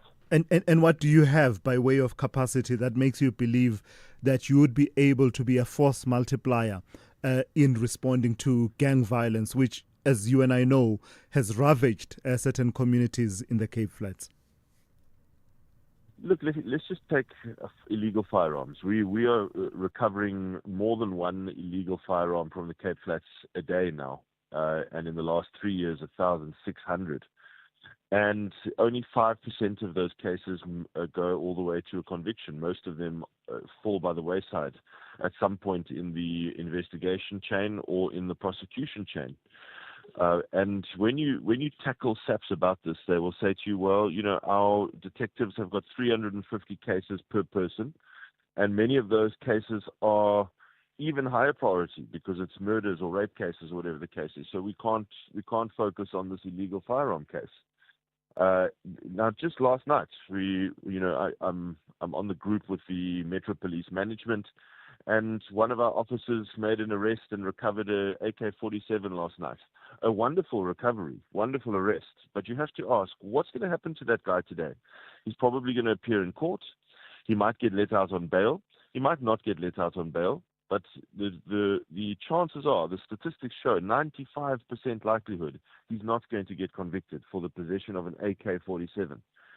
So we know that if our officers have the chance to investigate that case, we will make sure that it does not fall by the wayside. It doesn't drop through the cracks, and that it goes all the way to a conviction. So over and above calling for investigative powers to devolve and be assigned and, be given that ability to undertake that, I understand that you're also calling for other measures that will include the power to conduct forensic, ballistic and other forms of examination, taking witness statements and the likes. Because politics is something that's in the realm in which you operate, what will you say to a criticism that says this is not motivated by the need for solutions, but by the need on your party's side to a pining for a kind of federalism that we don't have in this country? No, this is absolutely about solutions. If you look at this is all facts. The number one cause for that 95% failure rate in convictions is forensics. Sometimes we are waiting 18 months to get a ballistics test back from SAP's ballistics laboratory. This is a simple test just to check that the firearm can actually fire, that it is, whether it's linked to any other crimes. It is such a simple test, and yet it cannot be done in 18 months, so much so that the judges kick these cases off the roll and the person goes free. So come on, let's get a decentralized SAPS or forensic ballistics capacity so that we can get these guys into prison. That's what this is about. It's got nothing to do with political ideology. All right, let's leave it there. Thank you for your time this morning. That is the Mayor of Cape Town, Jordan Hill Lewis. SAFM, guiding you through the rush hour traffic. Very heavy on Joburg's N3. There's a crash coming southbound at Marlborough Drive, so there's some queuing pressure off Buccleuch coming into that down through Limbro Park, but everybody going north on the big volume side having a look. So it's a queue really from sort of Germiston up through Bedfordview, Edenvale and passing Alex. Very heavy on the northbound, although the crash on the southbound. The R21 from Tembisa heading towards the airport's a massive backlog as well. If you've got flights to connect with, make sure you're giving yourself at least 30 minutes extra to get through that queues from the NGN services down to around the Pomona Road exit this morning. N12 from Benoni through Boksburg on your way to Joburg Slow. The N17 still being held up, leaving Brakpan into the roadworks approaching the Rondebolt Road exit. Crossing to Durban, just watch for that scheduled closure of Stapleton Road around the M13. If it's gone in, it will be causing some problems locally. If you're sitting in a bit of traffic, extra traffic around Pinetown, it will be that. Crash scene, N3 going out of Durban at 4 level at Spaghetti Junction. Slow traffic from Sherwood and the usual backlog coming up the N2 from the M7 through Westwood Mall. M4 busy both ways at Virginia Airport, particularly northbound, quite heavy on your way towards Schlunga. Cape Town, a crash, N1 into town before Brackenfell Boulevard. Very heavy, slow coming through from Kryfontein into that Brackenfell area.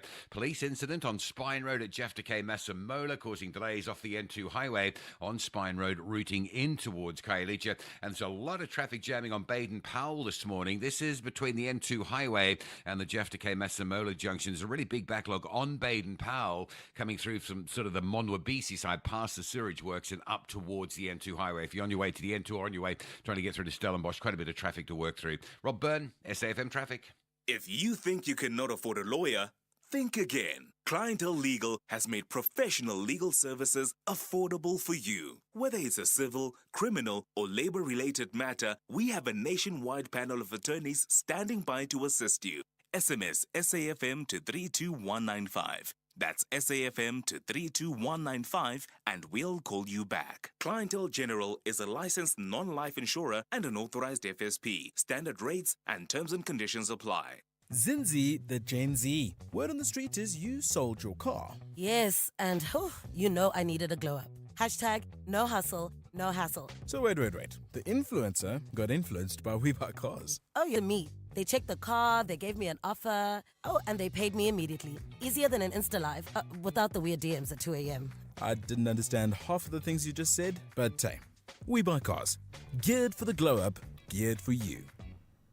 Airports are more than gateways. They are engines of trade, tourism and opportunity. On Monday, the 25th of August, the Airports Company South Africa will present its 2024-2025 annual financial results, highlighting a journey from recovery to resilience and a bold vision for sustainable growth. Join the Airports Company South Africa as it celebrates progress and share insights on how AXA continues sustaining the pulse of South Africa's economy and global connectivity. Thulasizwe Simelane on SAFM. 8 minutes to 8. Let's turn to this. In fact, 7 minutes to 8. Let's speak to this story now. Nearly a decade since their callous decisions to move mental health patients in Gauteng from the Life Esidimeni facility to ill-equipped NGOs led to the death of 144 of those patients. The two top health department officials at the time who were at the center of the scandal may finally face prosecution. But former health MEC Qedani Mahlangu and the then departmental director for mental health services Makhabo Manamela are unlikely to be prosecuted for 144 deaths, nor the 9 deaths that an inquest judge found last year could be attributed criminally to their actions, but instead for just 2 of those deaths. That's according to the families of the Life Esidimeni patients who died, who say that Gauteng's acting director of public prosecutions, Marika Jansen van Vieren, met with them last week and informed them of a legal opinion that the prosecution's body has received that recommends that the pair face prosecution for just 2 of the deaths. So let's speak to Christine Ngumalo, who is a Life Esidimeni Families Committee member, who joins me now for that conversation. Good morning to you, Christine, and thank you for your time. In your own words, capture for us what you were told by the Director of Public Prosecutions in Gauteng regarding carrying through the findings of the inquest around whether or not prosecutions should be pursued in this matter. Good morning, Thulas, and thank you for having me. Basically, this meeting that happened on Monday, the 18th, was in essence us, following up, saying what is going on, and where's the prosecution, what's, feedback. And basically what we were told at the meeting was that the body of evidence that they have did not allow them to prosecute for more than two patients. But that the fact that they were going to be prosecuting both Makhabo and Manamela and Qedani Mahlangu. And I suppose to them it kind of gave a sense that, there's prosecution. So they expected us to be happy about the news, but we were shocked at the number of 2. And I don't imagine that, not only just shocked, but I imagine that you must be fairly disappointed about it, because we are talking about 144 people that factually died. And then in terms of criminal responsibility, by last year when that judgment came through, we were talking about 9. How do you feel about the decision and the legal opinion that says only 2 of those deaths will possibly be prosecuted in this matter? On a personal level, Thulas, I'm going to say to you that it felt like we were being kind of handed, you're being handed down something, and you must be kind of happy.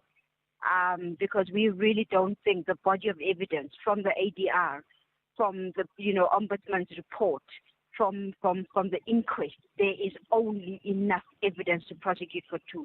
To us, it absolutely doesn't make no sense. And to try and pin it on the SAPS saying that the information they gave them was not enough for us also just doesn't make no sense to us. And when they say the body of evidence that they have can only sustain 2 prosecutions, do they give more detail? I hear you talking about attributing some responsibility to the SAPS. What else are they saying about why the other, let's say at the very least, the other 7 cases that came from the inquest can't be prosecuted against these 2 individuals? Well, we got for me, when we asked the question, we were told that the reason for the 2 is because they could prove that they were healthy before the move, and then of course died. So there's a causal link that they say. When we asked about the others, the acting DPP said they will have to look at them, because I think some of the information that the family members were giving was I suppose, new to them, because the families were not accepting. But we were not given anything about anyone else, or the 9 or the 144, because I must be honest with you, Thulas, what we were hoping to get was a breakdown to say 144. 20 of those were buried before autopsies were done. 10 of those, unfortunately, there was nothing. They were buried after the fact, but there was still no autopsy done. Things like those. So we're expecting to get a breakdown of some sort that would kind of bring us down to the 2, but it didn't. They just gave us 2. So that's another thing that kind of boggled our mind to say, how do you explain and how do you accept people 144 and you expect us to be happy? And what's your sense of how close or how far we are from actually seeing those prosecutions getting underway? I was astounded when you said earlier on that this meeting was a result of your follow-up. I had assumed that you had been called to say, here's an update, but you're saying you had to follow up. Yeah, we had to follow up, Thulas. In fact, this has been our relationship with NPA from the onset. If you go back to 2015 when we requested the inquest and they refused us, we had to keep on nagging and keep on nagging and keep on being in the cases, until we had an inquest. So that has been our relationship in essence. If you recall that the judgment from Judge Stefo was given on the 10th of July. So we were going to march to say it's a year later, what is happening? And then they promised they would come back to us in July, end of July, which they didn't. So obviously it was our nagging that got us to a point where they felt the need to come back to us because of the emails that we had written. So, we were not called. It was a result of the pushing. But how far we are? At one moment we were told by next week we will get a decision. And then by the end of the meeting we were told by December. So even those 2, there's not a sense of whether it will happen or not happen. You must remember the sense that we, as families, we've always received at the time when the prosecutor late was running the case. He never wanted to prosecute on this matter. So we've always known that NPA was really never ready to prosecute on this matter. So it is our relentless push and relentless, we are not taking no for an answer, that got us to a point of them even, I don't know. All right, let's leave it there for this morning. Thank you for your time. That's Christine Ngomalo, who is from the Life Esidimeni Families Committee. Brings us to 8 a.m. Let's go straight to N. Musa. Outsurance will go out of their way to try and save you money on your car insurance. If they can't, ask for 500 Rand. Time to switch and save. Call 0800 60,000 today.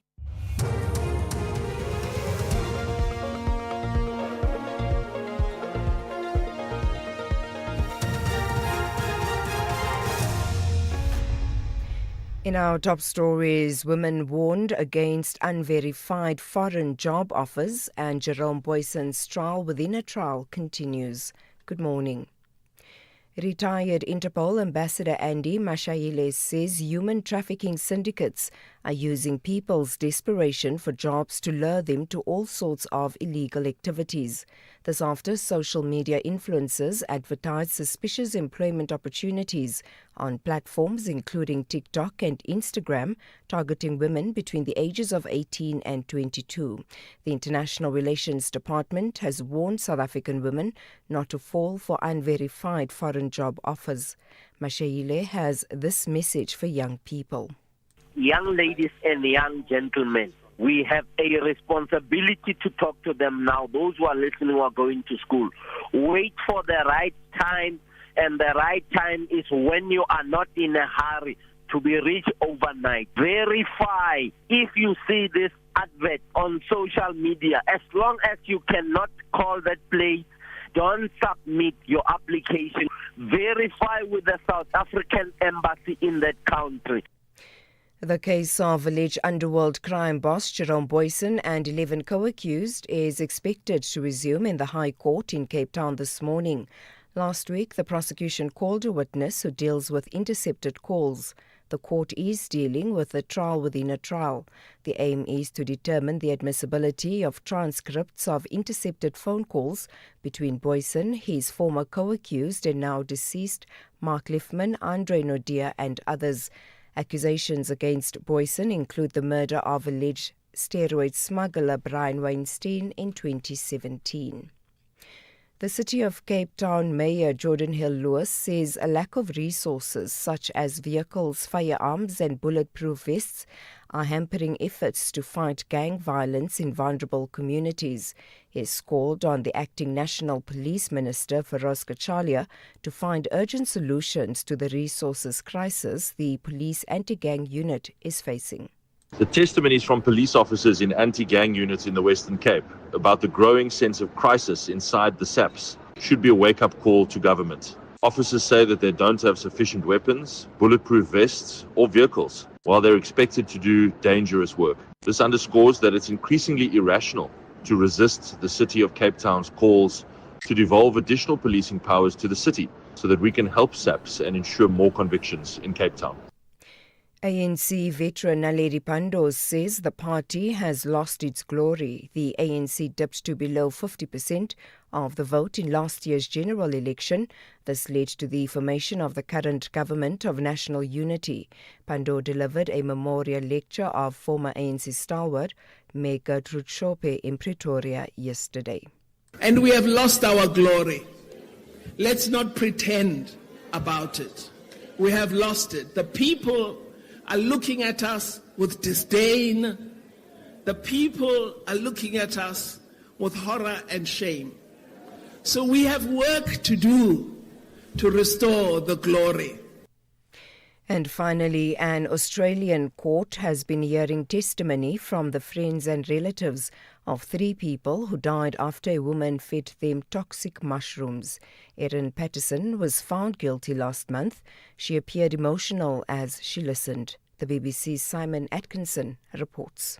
Ian Wilkinson, the only surviving guest from the meal, broke down in tears, saying he felt only half alive without his wife Heather, one of those who died days after eating the death cap mushrooms Patterson had hidden in parcels of beef Wellington.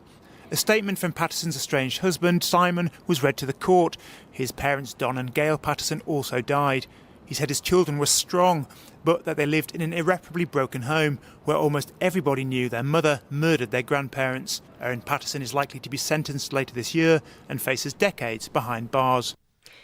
Recapping the top story, Interpol ambassador retired Andy Mashaile says human trafficking syndicates are using people's desperation for jobs to lure them to all sorts of illegal activities. For SAFM News, I am Anne Musa. Outsurance will go out of their way to try and save you money on your car insurance. If they can't, ask for 500 Rand. Visit outsurance.co.za today. You always get something out. You are the poster child, the biggest saver we've ever had.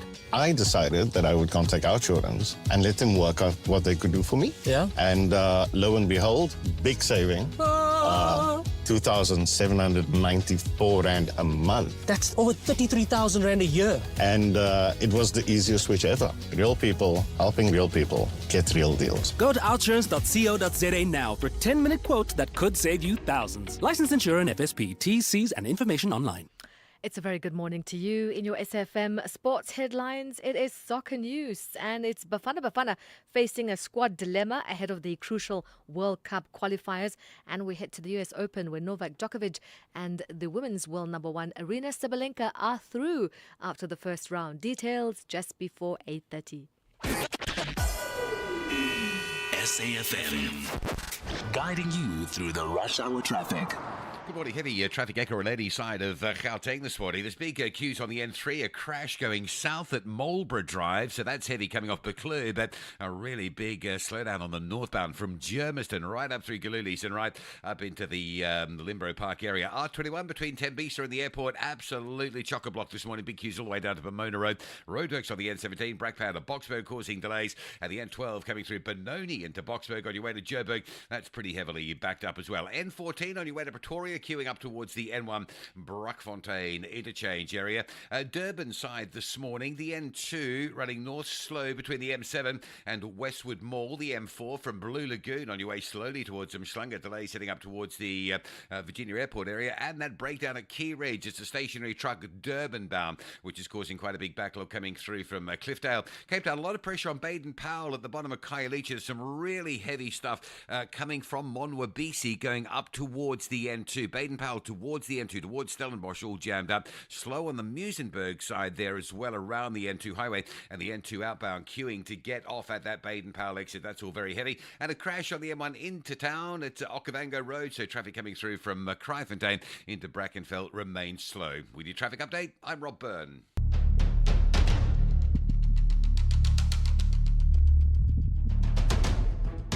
The Morning Brief with Thulasizwe Simelane. Weekdays, Monday to Friday, 6 to 9 a.m. The Morning Brief with Thulasizwe Simelane. Weekdays, Monday to Friday, 6 to 9 a.m. Good morning and welcome to it. This is the third hour of the morning brief on this Monday. It is great to be in your company. It feels good to be back and being in conversation with you. Speaking of conversations, lots of conversations on the go this morning. Some of it had to do with the comments made by the chairperson of Parliament's Portfolio Committee on Health, Dr. Sibongiseni Dlomo, just weighing up and balancing up between the concerns that he says he understands and acknowledges from organizations like Operation Dudula, but at the same time also urging a shift away from the kind of militancy and the insistence that people should present their IDs at the point of service at the community health centers. So that sense of a balance is what I understood him to be championing, as well as outlining his understanding of what the law provides for, as well as where the weaknesses are as far as he has been able to identify those. That's one of the conversations, and a lot of people also responding to the situation around the Minister of Higher Education, Buti Manamela, and the conversation we had earlier on with the chairperson of Parliament's Portfolio Committee on Higher Education around calls for Minister Manamela to account for his appointments of 3 administrators to SETAs that have been placed under administration, but those administrators themselves facing questions of probity on their own, and some within the Higher Education Portfolio Committee, particularly the DA and the EFF, insisting that the minister should account and face tough questions around those appointments. So I do want to fit in as many of your calls and voice notes as possible, because we've not been able to do that up to this point. Do give me a call, 086 000 2032, or send me a WhatsApp voice note on 0614 104 107. Let's get the third hour of the Monday edition of the Morning Brief underway. It is time to experience spectacular football talent from 19 African nations. East Africa is on full vibration. From Tanzania, Kenya to Uganda, the pitch personnel are hungry for continental glory. This is the Total Energies African Nations Championship 2024. Witness Chan 2024 on SABC Plus and SABC Sport on DTT Channel 4 from 2 to 30 August 2025. Proudly brought to you by SABC Sport. For the love of the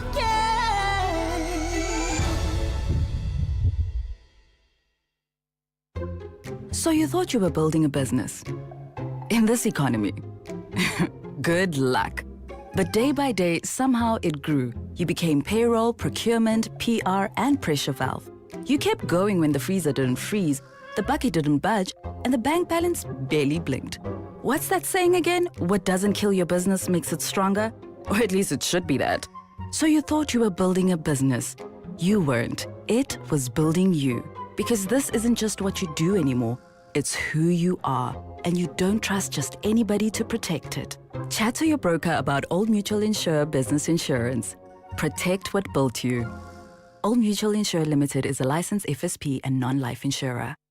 Airports are more than gateways. They are engines of trade, tourism, and opportunity. On Monday, the 25th of August, the Airports Company South Africa will present its 2024-2025 annual financial results, highlighting a journey from recovery to resilience and a bold vision for sustainable growth.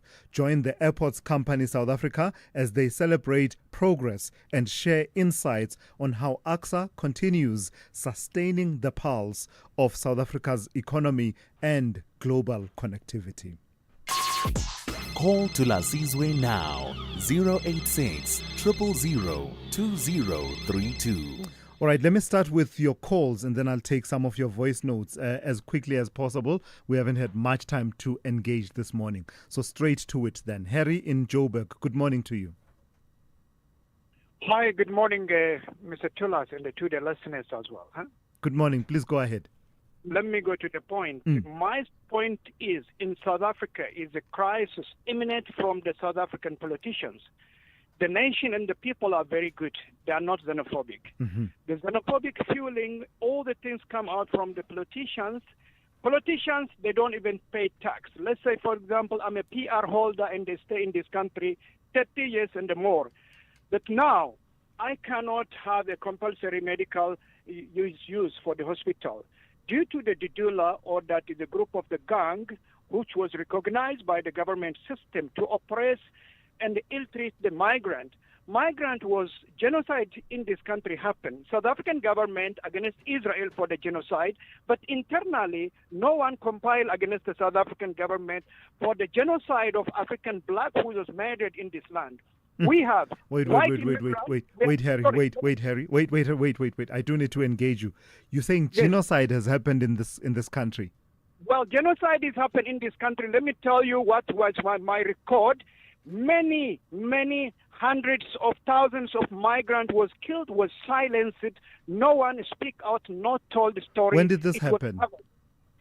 Every year, every single day, go to the Johannesburg airport. A day, 20 Ethiopians' body is going from here to Addis Ababa to Johannesburg.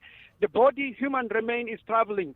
Do research in one nation alone, Ethiopians. How many Somalians, how many Nigerians, you can name it. How many Africans was murdered due to the xenophobic. The last point, let me try to go to the point. What I say, there is a white migrant, nothing happened to them. Indian migrant, nothing happened to them. The only the hatred towards because of the Africans. I hear you. Harry? Politicians, they loot the country. Let me tell you, South African politicians, after they loot the country, they scapegoat on the migrant. All right. They scapegoat against us. They fuel the xenophobia. Gotcha. So they don't even pay SARS. They don't even pay tax. The politicians. Well, that's not a contention you can make, though, Harry, that politicians don't pay tax. But I take the point you are making, and I don't want to minimize your concerns about the safety of migrants in this country. I would caution, though, let's use words like genocide guardedly. That's specifically defined in terms of international law, what it entails, seeking to wipe out a peoples as a class based on that very fact of them belonging to a particular grouping.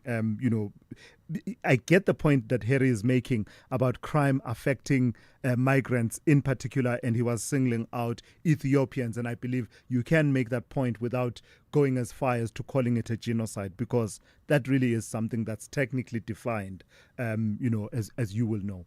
Let me go to Temba in Kabeja. Good morning to you, Temba. Please go ahead.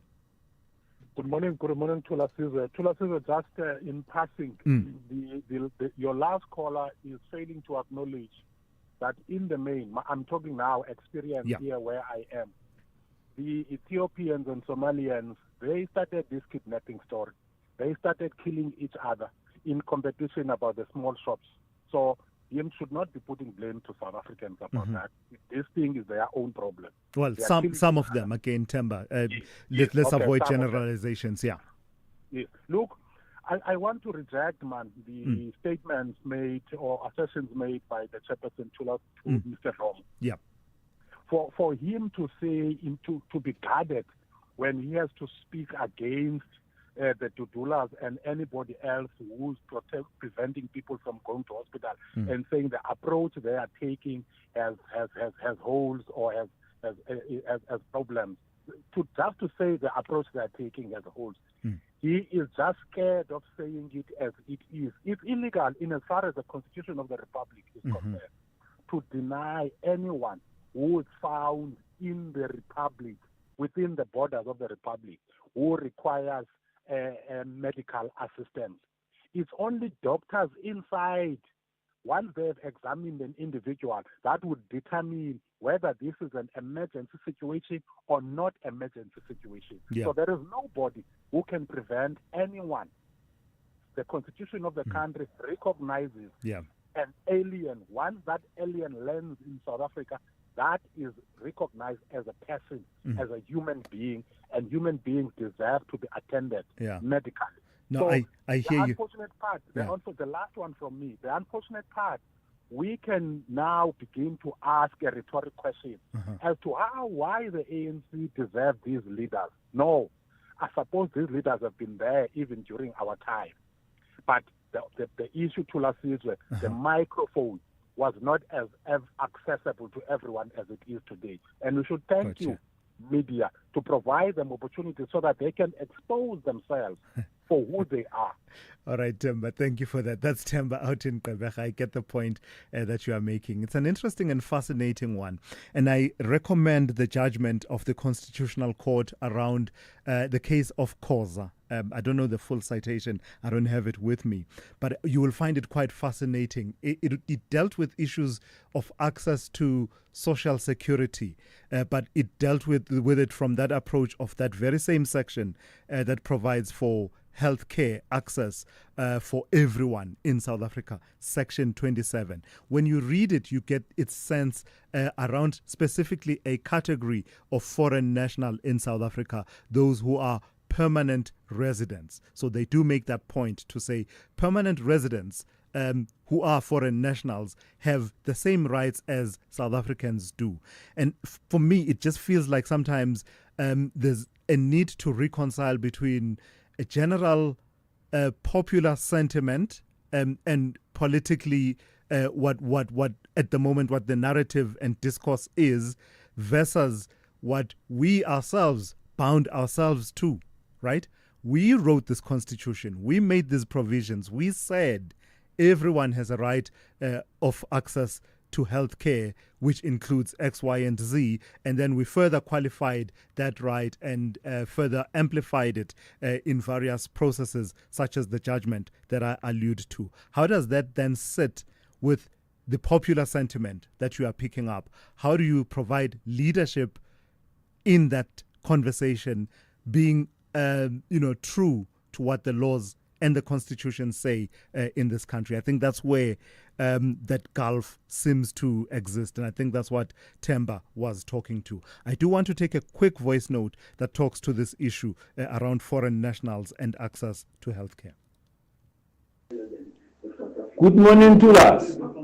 Our health system is congested with the influx of illegal foreign nationals. Therefore, our citizens cannot even access good health care from our self-providers over here. All right, thank you for that. I'll make more time. We'll have more conversations. I do need to take a quick break now. Extraordinary doesn't just happen. It's built brick by digital brick. With every connection, every innovation, every leap forward. A cloud that scales with your vision. Security that earns your trust. AI that empowers smarter decisions. IoT that connects what truly matters. Connectivity that bridges every gap. We're not just building technology, we're building the future of South Africa. Stronger businesses, thriving communities, a nation connected, empowered, and ready to lead. Together, let's build the extraordinary. Start your journey at vodacombusiness.co.za. Vodacom Business. Further together. The green and gold of Mzansi Africa and the green and white of Nigeria have a massive rivalry in search of victory. Bafana Bafana tackles the Super Eagles. The South clashes with the West. This is the FIFA World Cup African qualifier. South Africa versus Nigeria on Tuesday, 9 September at 5:30 p.m. Live on SABC Plus and SABC2. Also available on SABC radio stations at 6 p.m. Proudly brought to you by SABC Sport. For the love of the game. After a 1-0 loss against Arsenal in the opening match of the new season, the Red Devils are searching for a win at Old Trafford. Mason Mount! Oh, what a finish from Mason Mount! Held it home 2-1. However, the Clarets are gunning for a crucial 3 points away from home. Just from Brownell! We're all square! What a goal from Burnley! This is the Premier League. Experience Manchester United versus Burnley FC on Saturday, 30 August at 3:30 p.m. Live on SABC3 and SABC Plus. Proudly brought to you by SABC Sport. For the love of the game. Thulasizwe Simelane on SAFM. All right, this conversation is brought to you by the Nelson Mandela Bay Municipality. Are you struggling to pay your municipal bills? Well, there's good news for you. The Nelson Mandela Bay Municipality has launched a revenue enhancement debt relief program to help residents, businesses, and non-profits clear old debt and reconnect to essential municipal services. Joining us now is the Executive Mayor, Councillor Babalwa Lobishe, the Mayor of Nelson Mandela Bay Municipality. Mayor, good morning and thank you for your time. So talk to us about this debt relief program. What is the Metro seeking to achieve? Thank you so much and good morning to you and the listeners. Our aim is to make sure that we enhance our revenue and as well we leverage the escalating debt book and also to make sure that we are helping residents to come forward so that they don't sit with escalating debt that will end up making them lose their own households. Yeah, so it sounds like a lifeline. Who is eligible to apply? It's residents, property owners can apply, households, businesses, non-profit organizations, and body corporates. And this is done at our municipal customer care services, and as well an application can be started online. So that when it comes to them signing off the agreement, they can then go to the service centers. Yeah, and of course there's that conversation about needing to balance between bringing relief to residents while at the same time enhancing revenue collection. What are the benefits of applying for this debt relief and how does it sit with that initiative and mission to also improve revenue collection? Well, this is about giving a second chance to our residents to make sure that there's consistency in payment of rates. And as well, it is to make sure that we don't lose any resident in terms of them being overwhelmed by the debt. And after that, they don't even want to come to the fore. So the fact that we have escalating debt, it means that people do not understand that we are a government that is meant for them, that can sit down with them, use the laws of the country. Your Credit Act allows us to discuss the debt with those who owe us money so that arrangements are made, everyone sticks to the arrangement, and we are able to benefit from both sides. And you use the expression escalating debt. I imagine that you came up with this initiative because of an identified problem. What does that debt problem look like at the moment? Well, we are seated with millions of escalating debt. I don't want to be exact in terms of the figure because we have started this program 3 months back, and we are seeing residents benefiting, but we thought of making a noise about it because it's coming in a slow pace. And when you come to our offices and you commit to pay, we are able to write off 50% of what you owed, and then you make arrangements for others, for other months, remaining months. So it's quite beneficial for everyone. And as the city, we are of the view that the more we collect, the better than not to collect at all. Yeah. So how do people apply then, and what documents are required, as well as how to find more information on it? Well, they can go to our service centers and also apply online. You can go to the website, the municipal website, and as well, what they can also do is to contact Samantha Maginga at 041 506 1098. Or what they need to take with is their ID, 3 months bank statement. For businesses and NPOs, they need to bring their company documents and 3 months bank statements. And those who would need a letter of authority on behalf of their organizations, they must also bring that along. Or they can call our toll-free number as well as the fifth option, the 0800 20 50 50, for them to get to access the service. So the toll-free number is 0800 20 50 50, is it? 50, yes. All right.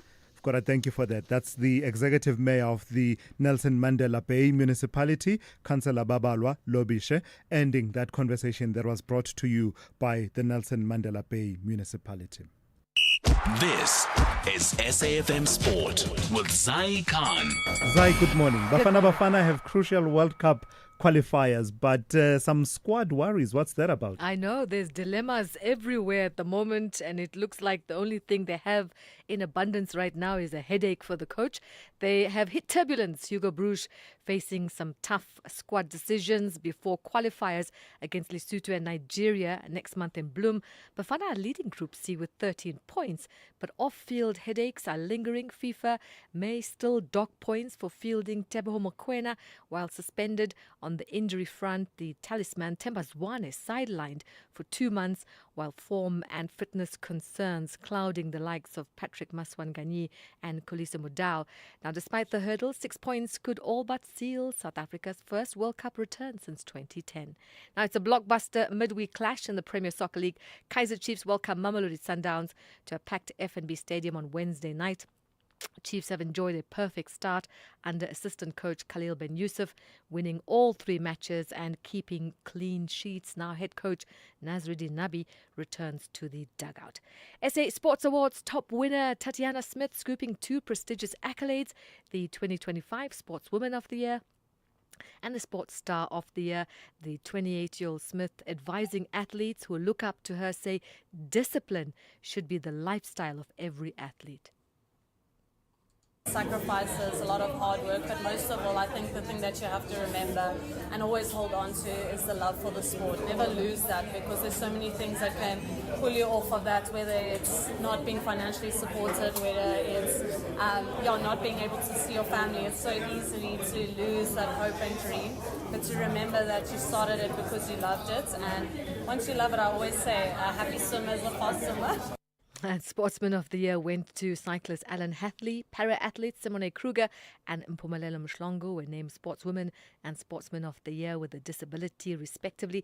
Medalists from the Paris Games, the 4x100-meter men's team, were named Sports Team of the Year. And finally, Cricket South Africa CEO and 2027 World Cup LOC Board official member Poletsi Moseki has announced that the process to appoint a tournament director is well underway. He says the board is also in the process of finalizing the different subcommittees to handle the different departments. Basically, they're still finalizing that. I think there's probably about 6 or so that the LOC board has basically formed. So you've got committees for like marketing and comms as an example, trade ops, those type of committees. But I think currently there's about 6, but they might increase them if they feel that it's not necessary. There's one as an example for volunteering and legacy, you know. So but the committees themselves haven't met. We'll have more swing back on SAFM Sport for John Hedeka around 12:30. I'm Zai Khan. Good morning, I'm Anne Musa. In the headlines, the Independent Financial Advisors Forum is demanding the immediate withdrawal of the City of Tshwane's medical aid brokerage tender, calling it irregular. Retired Interpol Ambassador Andy Mashahile says human trafficking syndicates are using people's desperation for jobs to lure them to all sorts of illegal activities. This after social media influencers advertise suspicious employment opportunities on platforms including TikTok and Instagram, targeting women between the ages of 18 and 22. And authorities in Mpumalanga say the veld fires in Sabi have not yet been contained. The fires started on a plantation near the R536 road from Sabi to Hazyview on Saturday. I'll have details on these and other stories at 9. SAFM, guiding you through the rush hour traffic.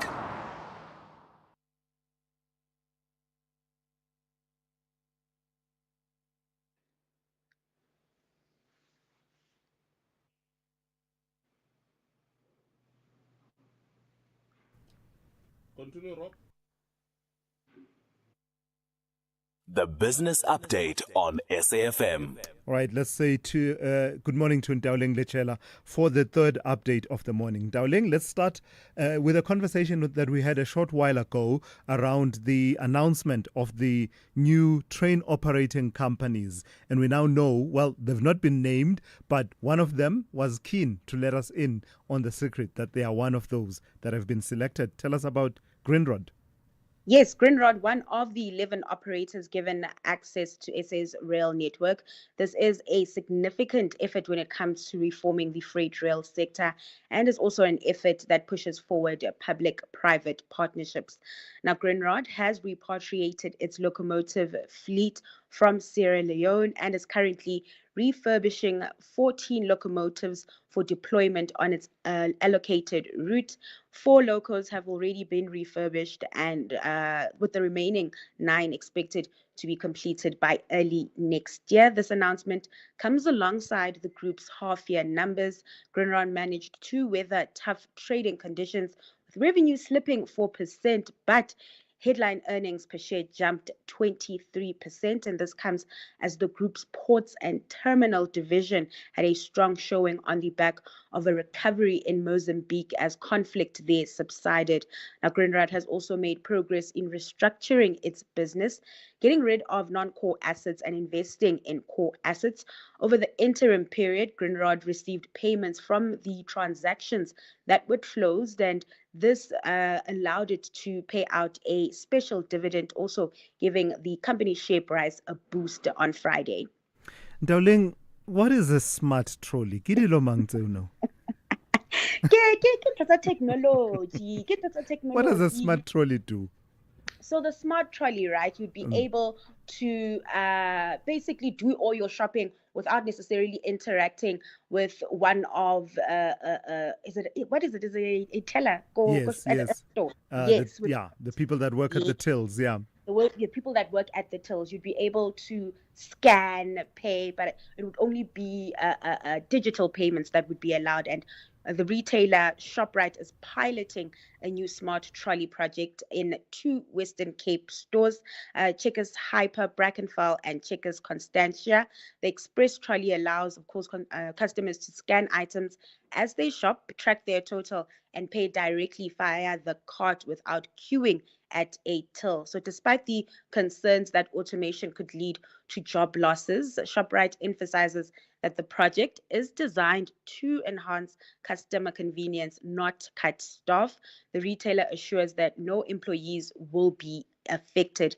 And in a Business Day article, industry analysts see the move or the innovation as a competitive edge for ShopRite, with some noting it could be a game changer for the retail industry. However, experts also highlight potential risks, including the high cost of implementation and maintenance, technical glitches, and the possibility of job displacement in the long term. ShopRite, however, maintains that the pilot will provide valuable insights into shaping the future of retail in South Africa. Yeah. So seems like we'll be able to just get in, get out without interacting with anybody. I'm being silly, of course, but I was just thinking about sometimes you put an item in the trolley, and then a few moments later you decide, no, actually, I'm going to leave this.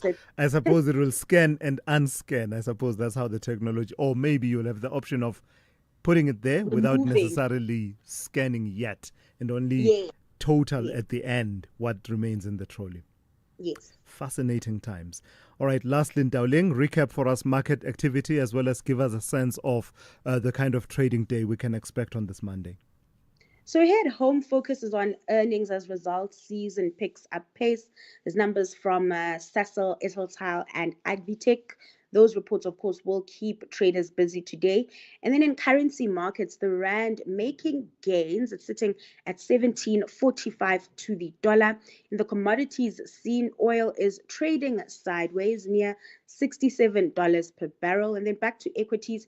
Futures in Wall Street are flat, and this despite optimism around rate cuts. And lastly, in Asia, stocks are mostly positive this morning as more investors price in a Fed rate cut come next month.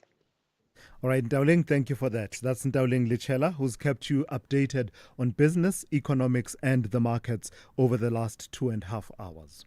Bafana Bafana will host Nigeria in a FIFA 2026 World Cup qualifier at the Toyota Stadium on Tuesday, 9 September at 6 p.m. Tickets are now available nationwide and online from 70 Rand for adults and 40 Rand for children at all Ticket Pro outlets, including Spar, Postnet, and all petrol stations. Get your tickets early to avoid disappointment. Come in Bafana Bafana supporter gear, ready to sing for a win. Gates will open at 3 p.m. If you are not in Bloemfontein, catch the game on SABC2. For more information, visit safa.net and at Bafana Bafana on all social media channels. If you think you cannot afford a lawyer, think again. Clientele Legal has made professional legal services affordable for you. Whether it's a civil, criminal, or labor-related matter, we have a nationwide panel of attorneys standing by to assist you. SMS SAFM to 32195. That's SAFM to 32195 and we'll call you back. Clientele General is a licensed non-life insurer and an authorized FSP. Standard rates and terms and conditions apply.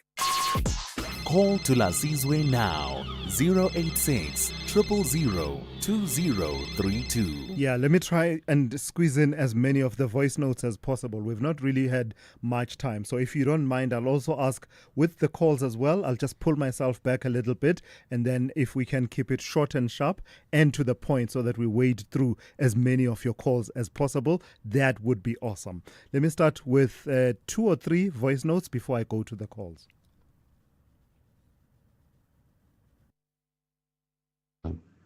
I hope you're well.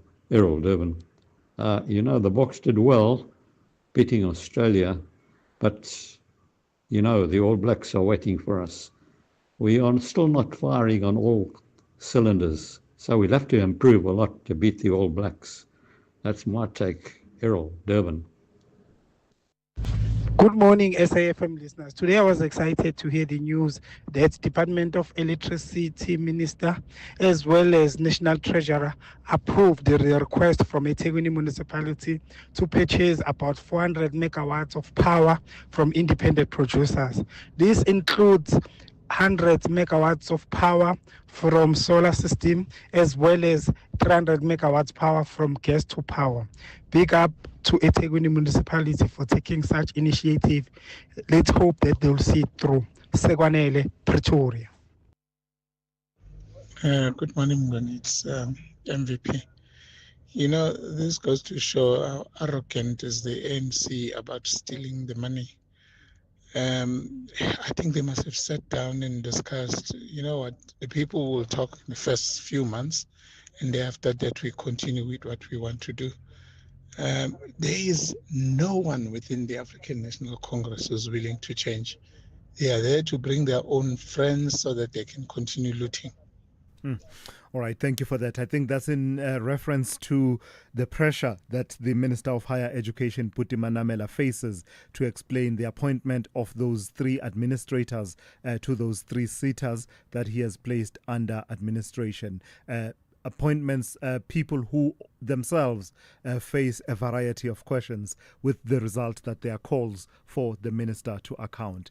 As I said, let me try and wade through as many of your calls as possible, starting with Fatima in Durban. Fatima, good morning. Fatima, can you hear me?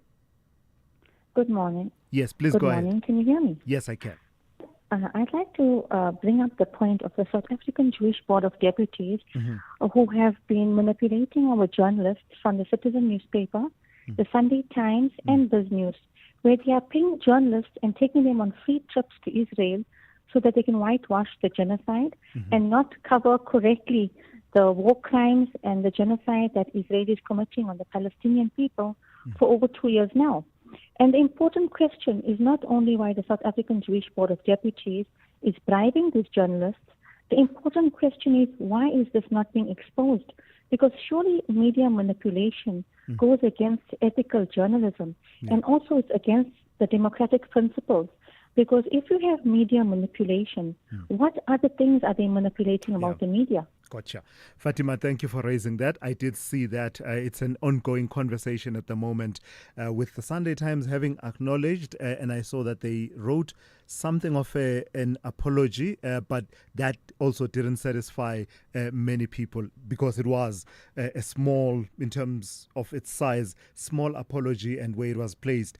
But it has certainly triggered a conversation around ethics, around this particular issue, around journalism practice as it relates in particular to this story playing itself out in the Middle East. Vuyiswa in Parktown, good morning. Good morning, Thulas. Thanks for taking my call. Sure. I'm not calling anymore that much because I suffered when I was calling. I'll be told to hold and for almost months. It's the nature of the beast, though, Vuyiswa. That you don't like me. No, there is no but, such. No, I heard you don't like me. I reject it with the contempt it deserves. Please go ahead. I'm listening. I want to talk about the Constitution. And I plead with you, with all whoever can, the presenters. Please invite Justice Mogoeng. 2018, Justice Mogoeng was the keynote speaker at the OR Tambo lecture at Kevin Hall. I posed a question to him about the perfection of the Constitution. He said it was not a perfect document, still need to be worked on. I asked him about South Africa, the statement that South Africa belongs to all who live it. Remember, Justice Mogoeng is a PEC. And he said it didn't mean for anyone who arrives today, and South Africa belongs to all who live in it. It meant to those who were there at that time in the country. For white people who did not include African people, the indigenous people of this country, and others like Indians and colors, it meant to them. Didn't mean anyone can come and abuse the Constitution. The way Bohele and Bo Bramoro, who is using a pseudonym, and you guys don't tell us who he is. And I asked him about what was the other third question that I asked him? Utata Madiba, when he said South Africa is free, can you come? People can come and visit. Yep. He didn't say people must come and build here. So we must not be abused and be shoved this Constitution in our throats by Bohele, who don't understand.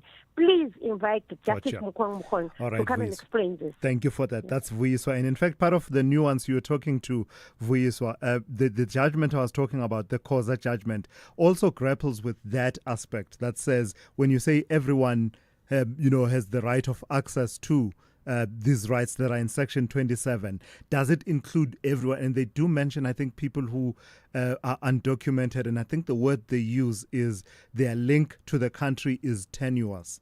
And therefore, that's why that judgment, because that was the question before the Concord, it restricted itself to people who are permanent residents. So that conversation is happening. But then the question becomes, when you are stopping people at the gate, do you care whether they are documented permanent residents who, by definition, remain foreign nationals, but they are permanent residents, and in terms of this here judgment and the law, have the same rights of access as all of us? Or do you just say, you are a foreign national, don't come, turn back, go find treatment elsewhere? And I think that's where the subtle nuance lies. Lee in Cape Town, in fact, you want to pick up on the very same point around Operation Dudula. Please go ahead. Thank you, Thulasizwe. I am unfortunately disappointed time and time again. I was going to first use the words of Nelson Mandela when he said, never and never again, shall one in this country be oppressed by another. Mm-hmm. And Municipal, who has, made it clear of her relations to Nelson Mandela, so many times on the radio station, when she comes and then she sort of misinterprets Nelson Mandela's word, it becomes so disappointing. The issue of health, Thulasizwe, is an issue of human rights, right? It doesn't speak to nationality. It's about, are you a human being or not? When someone is dying, it's about, are you a life of a human being or not? When we deny other people right to access to health, we are denying ourselves the right to life, because disease control, infectious disease control tells us when one sector of society is left out of the health sector, the rest of the country suffers. Let us not forget the HIV epidemic. Let us not forget how we managed and controlled COVID. Mm-hmm. So for me, Operation Dudula is illegal. We should be finding ways of making sure that the documented and undocumented foreigners in the country contribute towards the health services, and we expand the health services instead of doing this. Lee, thank you for that. That's Lee out in Cape Town. Butana, on your mind, something completely different. The minister and the issues around the SETAs that have been placed under administration. Good morning to you. Good morning, my brother. Mm-hmm. Why ANC deploying crooks and thieves? Why? Why deploying sophisticated crooks to return on power? To do what? Yeah. Some of them, they were unable to account for 800 million. They were unable to account for that. Mm-hmm. Yet the ANC get them back there. These figures, 164 billion, go down the drain. Yeah. Yet the same crooks, you put them there. For what?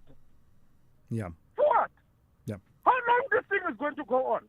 How long is this thing going to go on? I hear you. Bhutan, thank you for that. Without being unfair on the official who was appointed, who's drawn from Mfuleni, without being unfair on him, because to be honest, I've not read up on the details of what his role was in the governance of Mfuleni. But I must say, if I was looking for an administrator to bolster governance in any institution, I would lie. I would not be looking to Mfuleni. I just wouldn't. But that's just me. Dumisani in Durban, good morning. Also on the same issue. Morning, Thulas. Good morning. Please go ahead. Yes, Thulas. In fact, I want to talk about SETA because my nephew was taken by Amgeni Water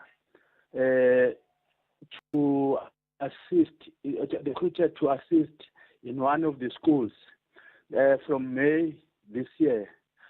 Fortunately, we're so excited because they were promised that they will get some stipend, around six grand per month.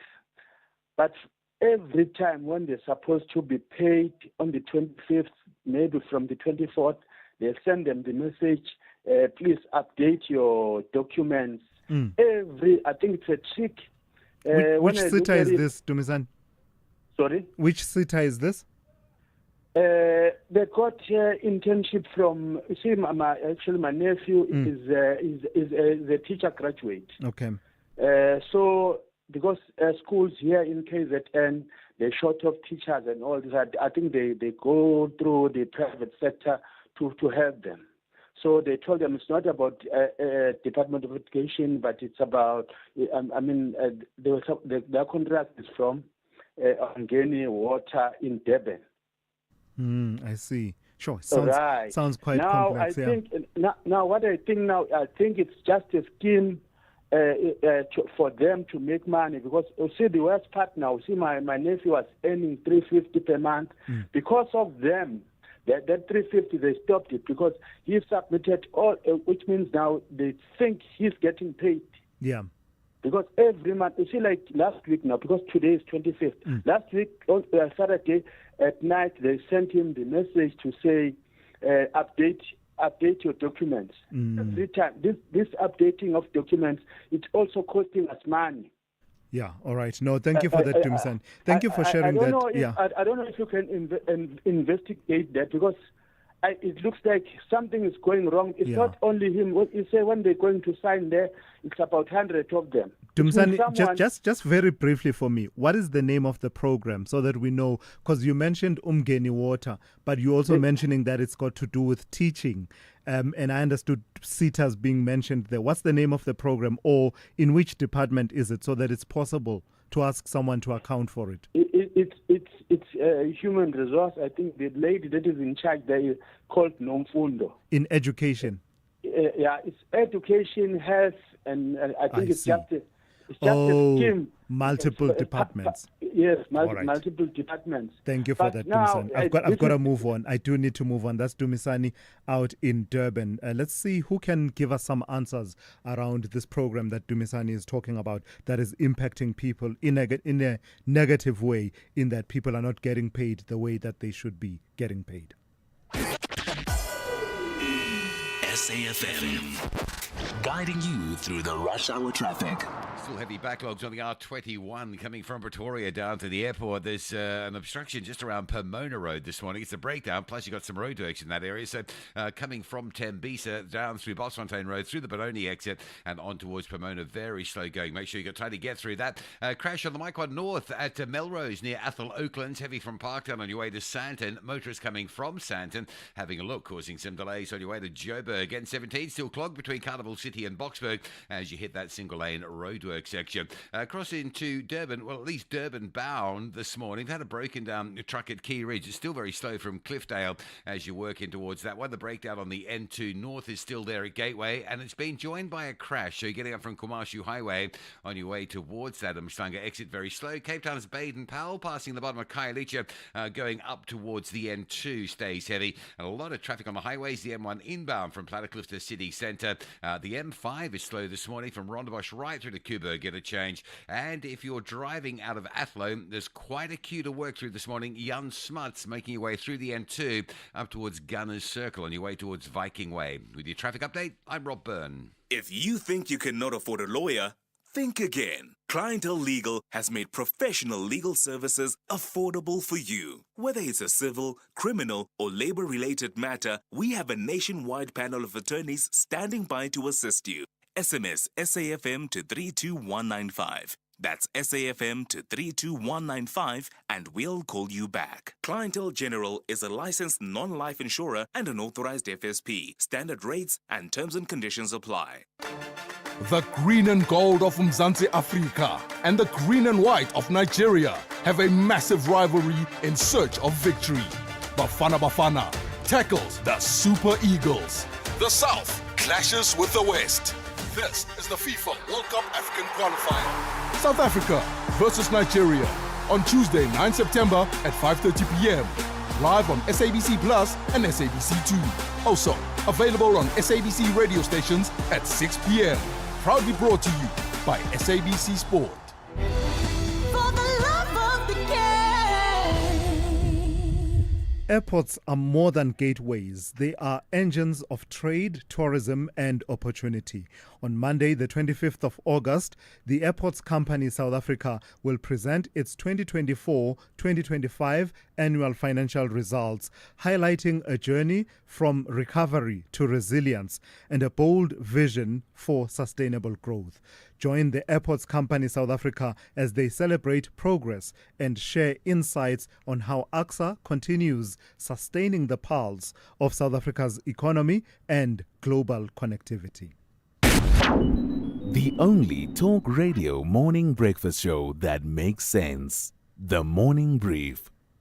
All right, before we go, let's speak to Mzim Kuchulwa from the business, from the Resolution Circle, where he's business executive. And the reason we're talking to Mzi, it has to do with the recent statistics that have been coming out around unemployment. And they show that the youth unemployment rate is at about 45.5% for young people aged between 15 and 34.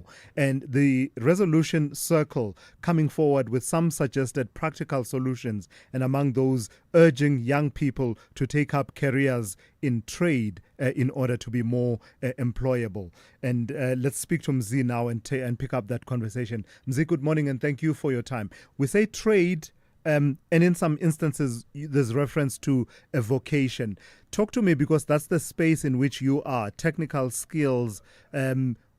How do they fit in terms of responding to the unemployment situation that we face in the country?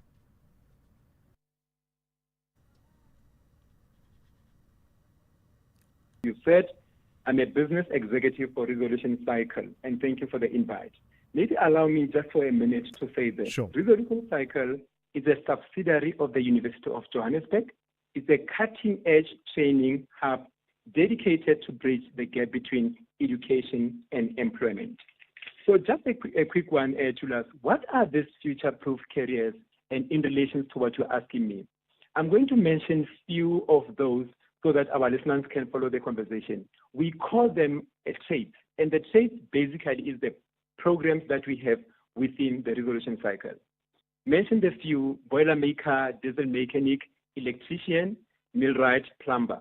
And we have the ones that are really future-proof to the questions that you're asking me. And the reason why I'm coming from this point is to give our listener a background in terms of what are these courses and how we can assist them better. We have what you call advanced manufacturing, optic fiber course, and solar paving courses, among other ones. Mm-hmm. And back to your question, Thulas. As an industry continues to evolve, demand for specialized skills is skyrocketing. By 2025, tradespeople with expertise fields will be among the most sought after professionals globally, not only locally. Yeah. And to your point earlier on with high unemployment rate, and this is driven really by advancement in technology, sustainability initiative, and the fourth industrial revolution. Back to you, Thulas. So, Mzi, is it then that as technologies evolve and the economy also evolves in terms of what's needed, even these trades are also evolving, such that while you mention the traditional ones of your millwright, boilermaker, plumber, and the likes, there are now others that speak to such issues as the new energy technologies, fourth industrial revolution. Is that the argument and the point that you are making? Absolutely, Thulas. And maybe to take it even further, the key of staying ahead as the world progresses, as you said, lies in the practical expertise, right, and continuously learning.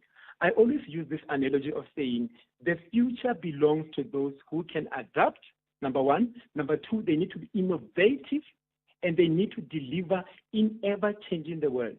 I mean, the truth of the matter is, it would be very devastating for South Africa to start, taking people from outside the country in terms of those trades. So at Resolution Cycle, what we are saying is, let's bridge that gap. Let's look at what the industry needs. And to your point earlier on, which I think you summed it very beautifully, there is those traditionally, and we are not even discarding them. We are not saying to the student or youth of South Africa, they shouldn't go to varsities or any other thing. All we are saying is, let's re-look at what the industry needs in 2025 and into the future. That's our argument. All right. Because of time, I do need to leave it there. Hopefully, we can pick up this conversation. There will be other opportunities to do exactly that. That's Mzim Kuchulwa, who is business executive at Resolution Circle. And that's how we come to the end of today's edition of The Morning Brief. Kathy Mutlatlana and the team on the talking point on standby to pick it up after the news with Ann Musa. I'm Thulasizwe Simelane. You've been briefed.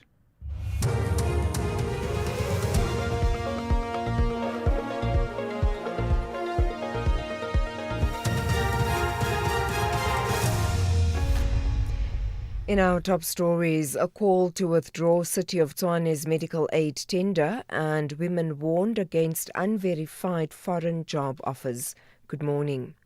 The Independent Financial Advisors Forum is demanding the immediate withdrawal of the City of Tshwane's medical aid brokerage tender, calling it irregular. The non-profit forum represents mostly black-owned small and medium-sized brokerages. It says the single tender appointment violates the rights of medical aid members to choose their own brokers. The forum's deputy chairperson, Buti Sigasa. The Council for Medical Schemes, a regulatory body that regulates the medical aid industry, issued a press statement reaffirming the inherent right of members to appoint a broker of their choice.